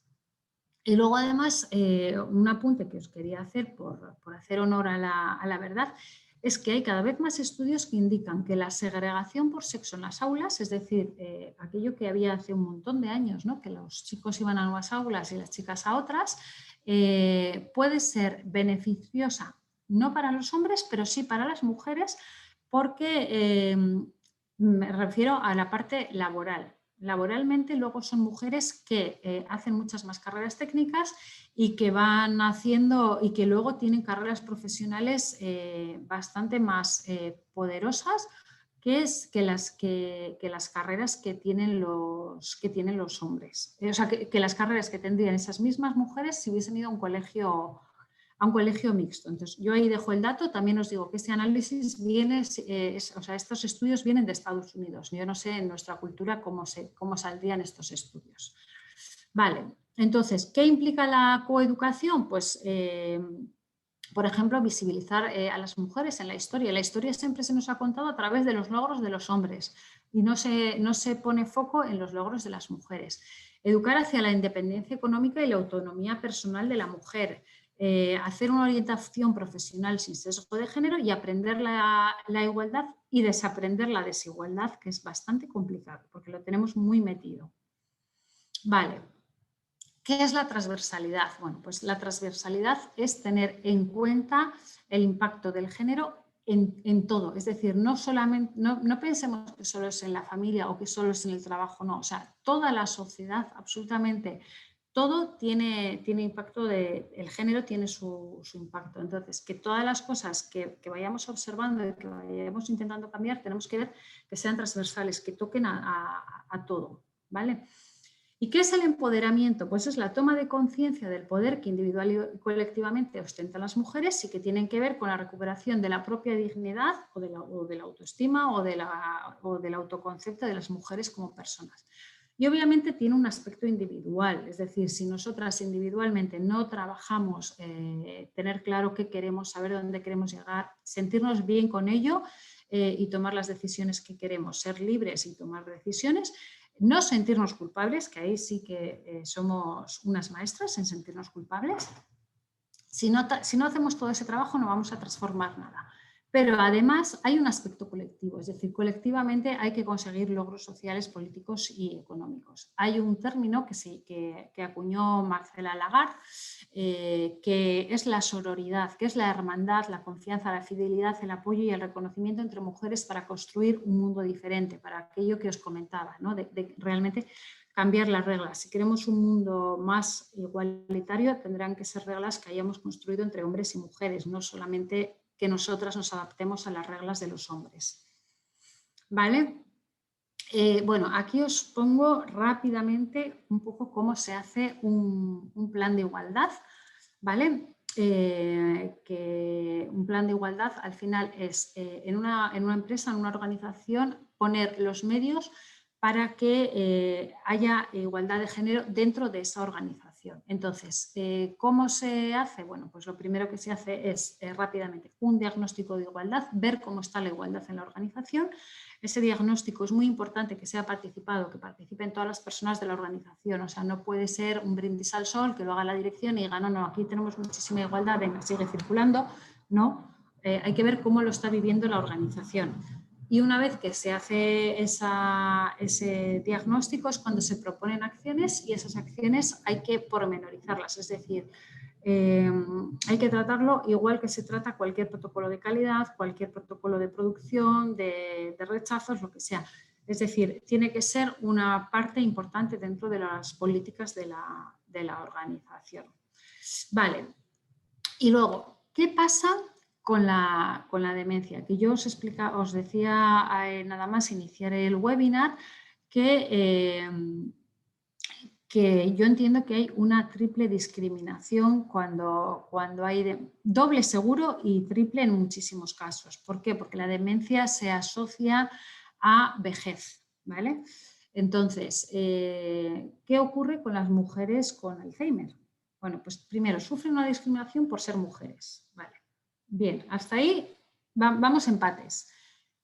Sufren una siguiente discriminación por ser viejas. No, en ningún momento he querido utilizar la palabra vieja de modo vejatorio, ¿vale? O sea, simplemente es un término cronológico, pero que socialmente a partir de los 45 desaparecemos. O sea, parece que por lo menos las mujeres a partir de 45 años no existimos, ¿vale? Y tenemos un tercer factor modulador de esa discriminación, que es la demencia, ¿vale? O sea, siendo muy cruel en mi frase, y no quiero ofender, pero sí que voy a reproducir un poco el estereotipo social que existe, es una vieja loca, ¿vale? Y esto es de una crueldad apabullante, pero enseguida la configuración mental que nos hacemos de esa, pues obviamente denigra absolutamente a la mujer con demencia. Y está muchísimo más denigrada que una mujer que solamente es mujer y mayor y todavía mucho más que una mujer que es joven, ¿vale? Entonces yo entiendo que hay esa graduación y creo que esa confluencia de demencia, edadismo y sexo es tremenda y es aquello con lo que se enfrentan vuestras usuarias, ¿vale? Entonces, ¿qué pasa, no? Pues tienen menos vulnerabilidad y menos capacidad de defenderse físicamente, ¿vale? Pues son mayores y tienen menos fuerza y ya físicamente hay una mayor vulnerabilidad. Muchas veces son víctimas de personas de su entorno y la mayoría de estos incidentes violentos nunca se llegan a denunciar, ¿no? Porque tienen miedo de perder el vínculo, porque saben que son altamente dependientes. Tienen problemas de comunicación porque aumenta la dificultad para expresar los malos tratos. Se les niega los derechos humanos como resultado de ser percibidas sin poder. La persona que les maltrata percibe un menor riesgo de ser descubierto. Y a mí la más grave de todas es que estas personas tienen dificultad para ser creídas, ¿vale? Porque como tienen una demencia, vete a saber que está diciendo está loca, ¿vale?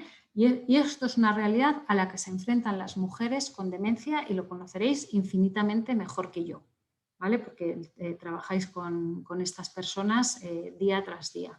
Yo he trabajado con personas con demencia, pero no, o sea, de una manera puntual, ¿no? Pero vosotros conocéis muchísimo más, pero sí que este análisis creo que es importante, ¿no? Que entendáis esta triple discriminación. Y milagrosamente hemos terminado en plazo. Entonces, vamos a dar paso a todas las preguntas que tengáis, cualquier aportación que queráis hacer, cualquier tema sobre el que queráis profundizar. Soy toda oídos y estaré encantada de si puedo ayudaros. Muchas gracias, Artemis. Bueno, ya nos han llegado algunas consultas. Ah, genial. Entonces, si quieres, te voy a ir transmitiendo alguna. Voy a quitar el documento de la pantalla para que se te vea en primera plana. Te lo agradezco. Vale, un segundito que la localizo. Se me ha movido al cambiar la pantalla. Vale, dicen, bueno, aunque suene raro, si estamos en un grupo de apoyo con más mujeres que hombres, ¿es correcto que nos dirijamos al grupo en femenino o habría algún término inclusivo más adecuado?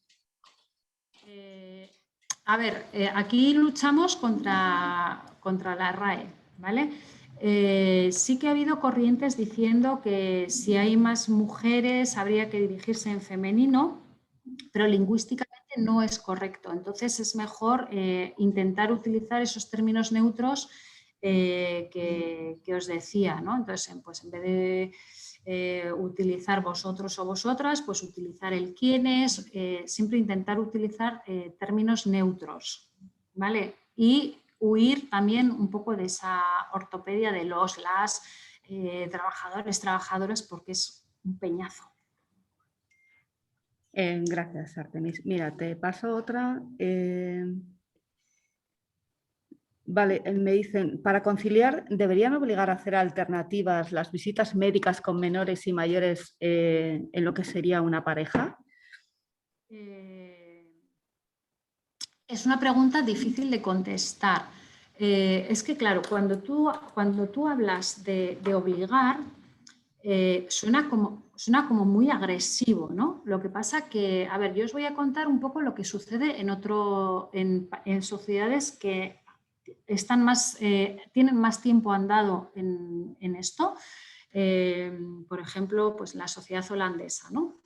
Que los tenemos muy cerca. Ellos sí pasaron por este tipo de obligaciones, pasaron por obligar a que las bajas se las tuvieran que coger los hombres. No sé si pasaron por ejemplo, obligar a que las visitas a los pediatras o yo qué sé, o al neurólogo con los padres tenga que ser rotativo, pero sí, por desgracia, como sociedad, la concienciación es muy lenta. Entonces, este tipo de obligaciones que pueden parecer intrusivas dentro de una pareja o de una familia, ¿no? Porque imaginaros que te dicen a ti, no, es que una vez tiene que ir tu marido y otra vez tienes que ir tú al pediatra, o una vez tiene que ir, o con los padres, cada vez tiene que ir uno de los hijos a llevarlos al neurólogo. Sería ideal, ¿vale? Sería ideal que fuera de motu propio. ¿Qué pasa? Que hasta que no vives la obligación, muchas veces no das el paso.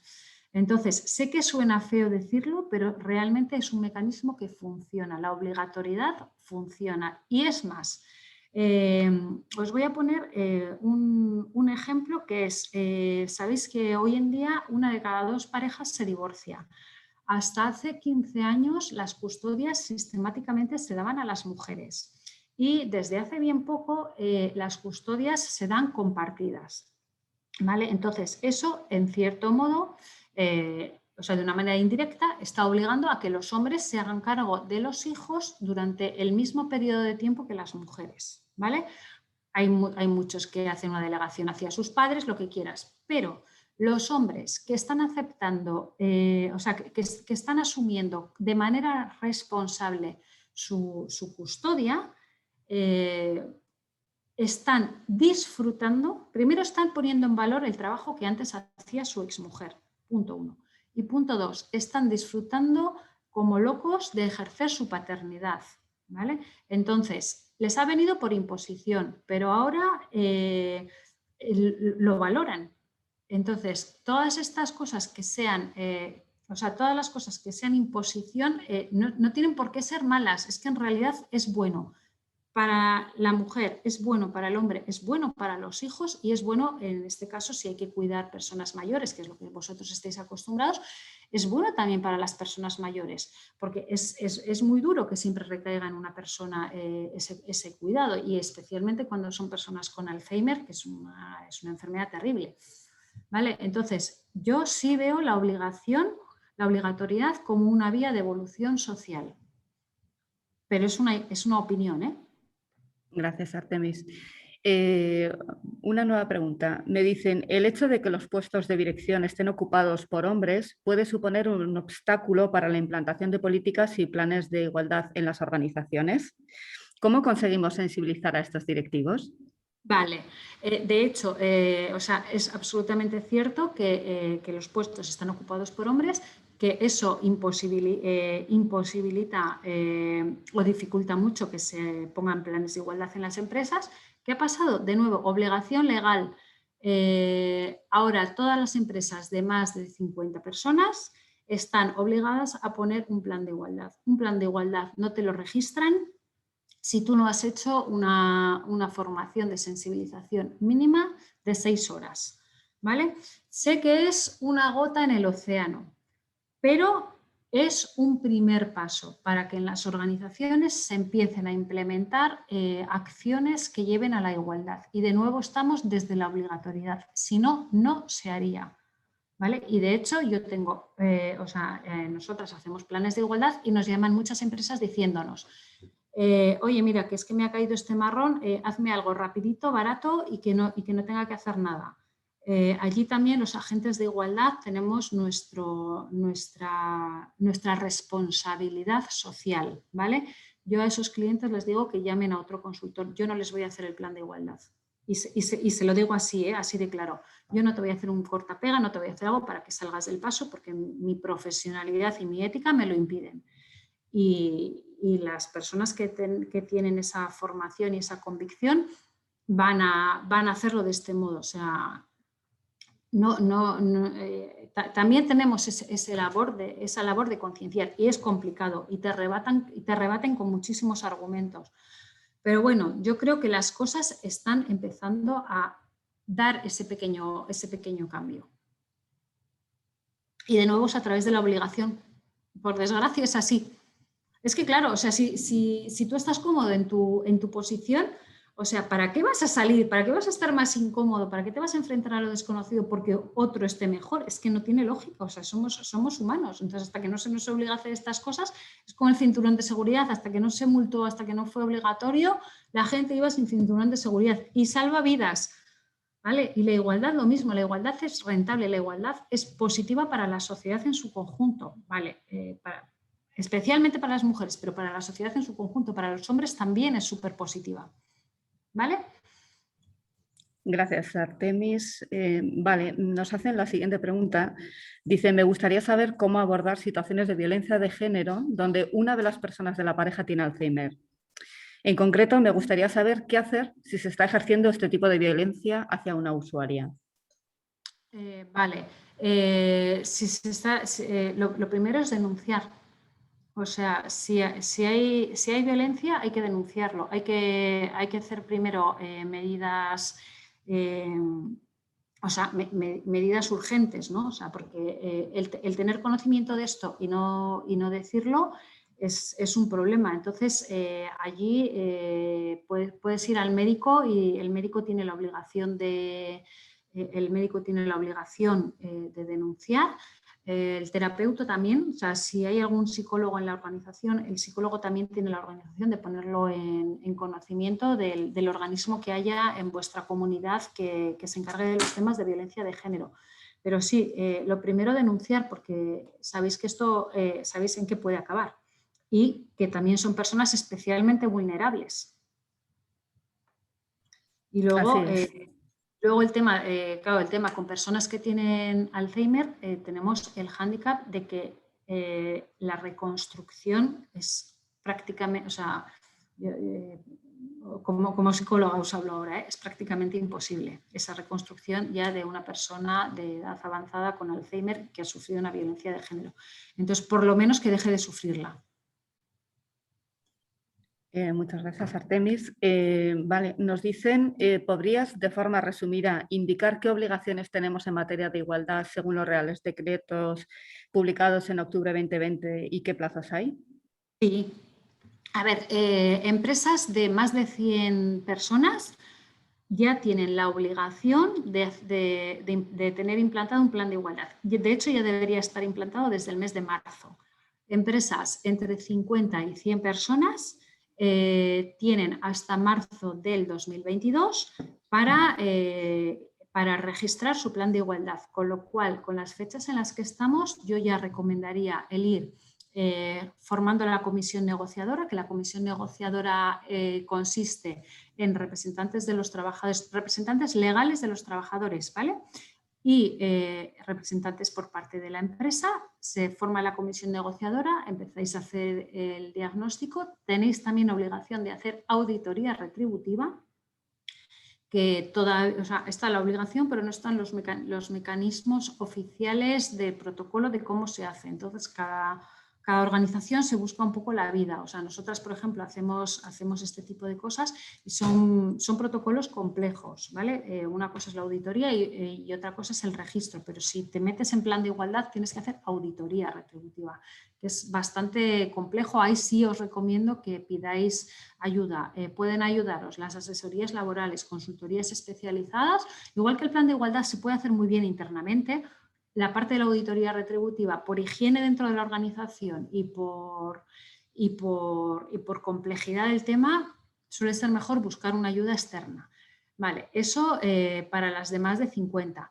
Empresas de menos de 50, que supongo que es lo que os ocurre a muchas de las asociaciones, que es, dices, vale, yo no tengo 50 trabajadores, pero me dan puntos por tener un plan de igualdad. Entonces es lo mismo, entraríais en la misma obligatoriedad y en el mismo proceso que tiene que hacer una empresa de más de 50, con lo cual estaríais obligados a hacer diagnóstico de igualdad, que eso se hace fácilmente internamente, tendríais la obligación de hacer la auditoría retributiva y tendríais obligación de hacer el plan de igualdad, que el plan de igualdad lo que es al final es corregir todas aquellas cosas que se hayan detectado en materia de igualdad en ese diagnóstico.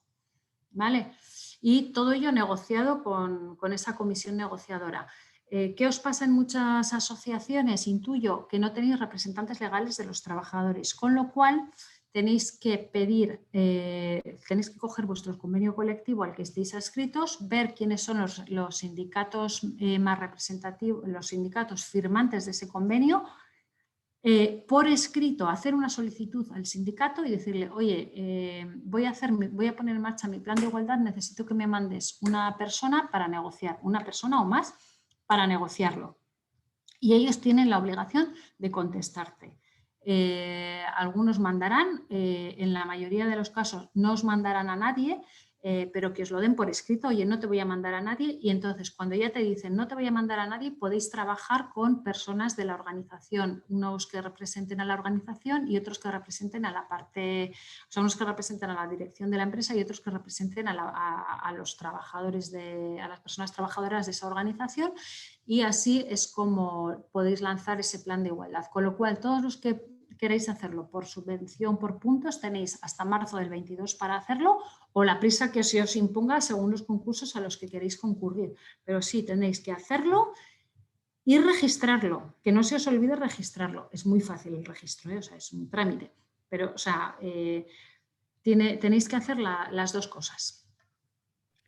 No sé si he aclarado un poco las obligaciones. Sí, sí, sí, la verdad es que sí. La verdad es que tenemos un cúmulo de preguntas. Vamos a intentarlo, dar respuesta a todas.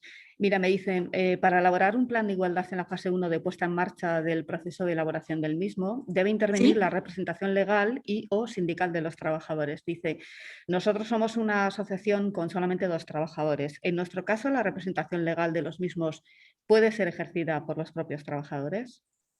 No, o sea, si no ha habido unas elecciones y no se ha votado como representante legal de los trabajadores, no, tenéis la opción de hacer eso, de convocar unas elecciones y que una de las personas se presente, se le vote por unanimidad y sea delegado, en cuyo caso sí.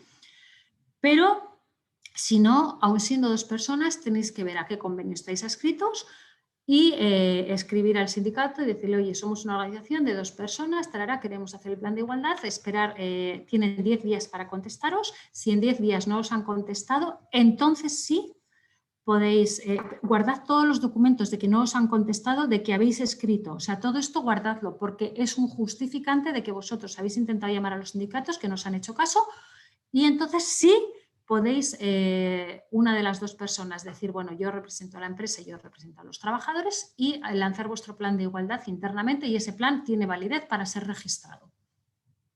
Pero tenéis que hacer la petición a los sindicatos y se os pueden presentar. Lo dudo muchísimo, pero respetad los plazos, ¿vale? Escribís, esperáis 10 días, no os han contestado. Yo volvería a escribir, oye chicos, que os he escrito, no me habéis dicho nada. 5 días más, no han dicho nada, nombro a una de las personas como representante de los trabajadores y a la otra le nombro como representante de la dirección y lanzo mi plan de igualdad. Esta es la vía más práctica para hacerlo. Vale. Otra pregunta, Artemis. Dice, los planes de igualdad que se implantan en las organizaciones son revisados periódicamente por agentes externos. Es decir, ¿se verifica la efectiva implantación del plan? Sí, si te viene una inspección, sí. Por lo tanto, por eso os insistía, el plan tiene que ser algo vivo, que se utilice y que esté metido dentro de la rutina de funcionamiento de la organización. El plan te pueden venir a inspeccionar, sobre todo en asociaciones que reciben ayudas y reciben puntos por el tema de la igualdad. Os van a venir a revisar. Esta comisión negociadora del plan se tiene que reunir por lo menos una vez al año para hacer el seguimiento de las acciones del plan de igualdad, y todo eso lo tenéis que tener siempre registrado, todo con actas, o sea, las convocatorias hechas con las fechas adecuadas, las actas siempre firmadas, el seguimiento de acciones que siempre vaya con indicadores, que todo sea súper demostrable que se está haciendo. Porque sí es cierto que hay inspecciones, no os voy a decir que hay inspecciones todos los días, o sea, creo que tienen cosas bastante más interesantes que hacer, pero sí que hay inspecciones. Y sobre todo las empresas que reciben subvención para hacer el plan de igualdad, a estas les inspeccionan más. Vale, voy a hacer una pregunta más. Dice, ¿cómo se elabora un plan de igualdad en una asociación en la que todas las trabajadoras son mujeres? Exactamente igual que si todos los trabajadores fueran hombres y exactamente igual que si hubiese 50% y 50%. Los pasos son los mismos. La única diferencia que va a haber es que en el momento de hacer la auditoría retributiva, como vas a tener que comparar salarios de hombres contra salarios de mujeres, va a ser imposible que encuentres desigualdades, ¿vale? Con lo cual, en ese campo no vas a tener que especificar ninguna medida correctiva, ¿vale? Pero por lo demás, es lo mismo, porque incluso podéis trabajar medidas que, para lograr esa igualdad, podéis trabajar medidas que fomenten la contratación de hombres o la mayor participación de hombres en la organización, bien sea por contratación o por alguna otra vía. Pero sí, o sea, exactamente igual. De hecho, nosotras estamos haciendo algunos planes de igualdad en empresas que están constituidas exclusivamente por mujeres o exclusivamente por hombres. Vale, me dice, respecto a lo que has comentado antes, dice, no me queda claro, entonces si no hay votación y los trabajadores no tienen un representante elegido, ¿tenemos que hablarle al sindicato o siempre hay que hablarle primero o siempre hay que hablarle al sindicato primero?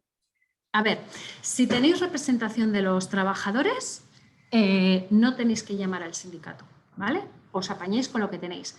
Si no tenéis representación de los trabajadores, tenéis dos vías y son vías diferentes. Una es que decís, bueno, pues voy a convocar elecciones, convoco las elecciones, hay una votación y tengo un representante legal de los trabajadores que además no tiene por qué estar adscrito a ningún sindicato, que esto también es importante, es decir, no tiene, o sea, sí tiene que ser legítimamente elegido, pero no tiene por qué estar adscrito a ningún sindicato. Y esa es una vía en la cual no tendrías que llamar a los sindicatos. Si no quieres meterte en elecciones sindicales, en elecciones para tener representantes legales de los trabajadores, entonces sí tienes que llamar obligatoriamente al sindicato. Lo más probable es que el sindicato no acuda, ni siquiera os dé respuesta, y entonces es cuando lo podéis hacer con trabajadores y dirección sin necesidad ni de los sindicatos, porque ya les habéis pedido que vengan, y sin necesidad de convocar elecciones. ¿Sí? De acuerdo. Bueno, ya se acerca la hora del cierre. Pero no, o sea, os debo unos minutos, por lo menos. Nada, o sea, que tranquila. aprovecha para preguntar si yo no tengo problema. Pues mira, te voy a hacer una. Dice, a ver, un segundito. Ah, sí, ¿qué duración tiene un plan de igualdad desde que se registra? ¿Cómo? Sí, nos preguntan que qué duración tiene un plan de igualdad desde que se registra. La duración, determinas la que quieras, pero el máximo son 4 años y mi recomendación es que lo hagáis a 4 años. Vale, muchísimas gracias. Bueno, vamos a dar por finalizado este webinar. Bueno, yo lo que quería era agradecerte la participación en este La webinar. participación intermitente. Bueno, estas cosas ocurren, o sea que tranquila, no pasa nada. Lo que quería decir es que, bueno, este webinar me ha parecido muy interesante, que seguro que nos has hecho reflexionar en el hecho de que, bueno, pues que un plan de igualdad tiene como finalidad eliminar cualquier tipo de desigualdad y discriminación que pueda darse en una organización o en alguna empresa por una cuestión de sexo. Y por hacernos entender que, bueno, pues que hay que integrar esta igualdad de trato y oportunidades entre hombres y mujeres en las empresas, que seguro que este beneficio redunda en la misma. Y bueno, yo quería decir que además es labor de todos nosotros mejorar en igualdad y con nuestras acciones enseñar a otros, bueno, pues que es posible y que además es necesario. Y bueno, pues con todo esto, pues agradecer a todos los participantes que habéis asistido a este webinar y bueno, pronto recibiréis información y os emplazaremos a un nuevo webinar que esperamos que también sea de vuestro gusto. Muchas gracias, Artemis. Seguimos en contacto y bueno. Muchas gracias a ti, Raquel, y gracias a todos los que habéis aguantado hasta el final. Gracias, Artemis. Cerramos entonces el webinar. Perfecto, gracias. Hasta luego.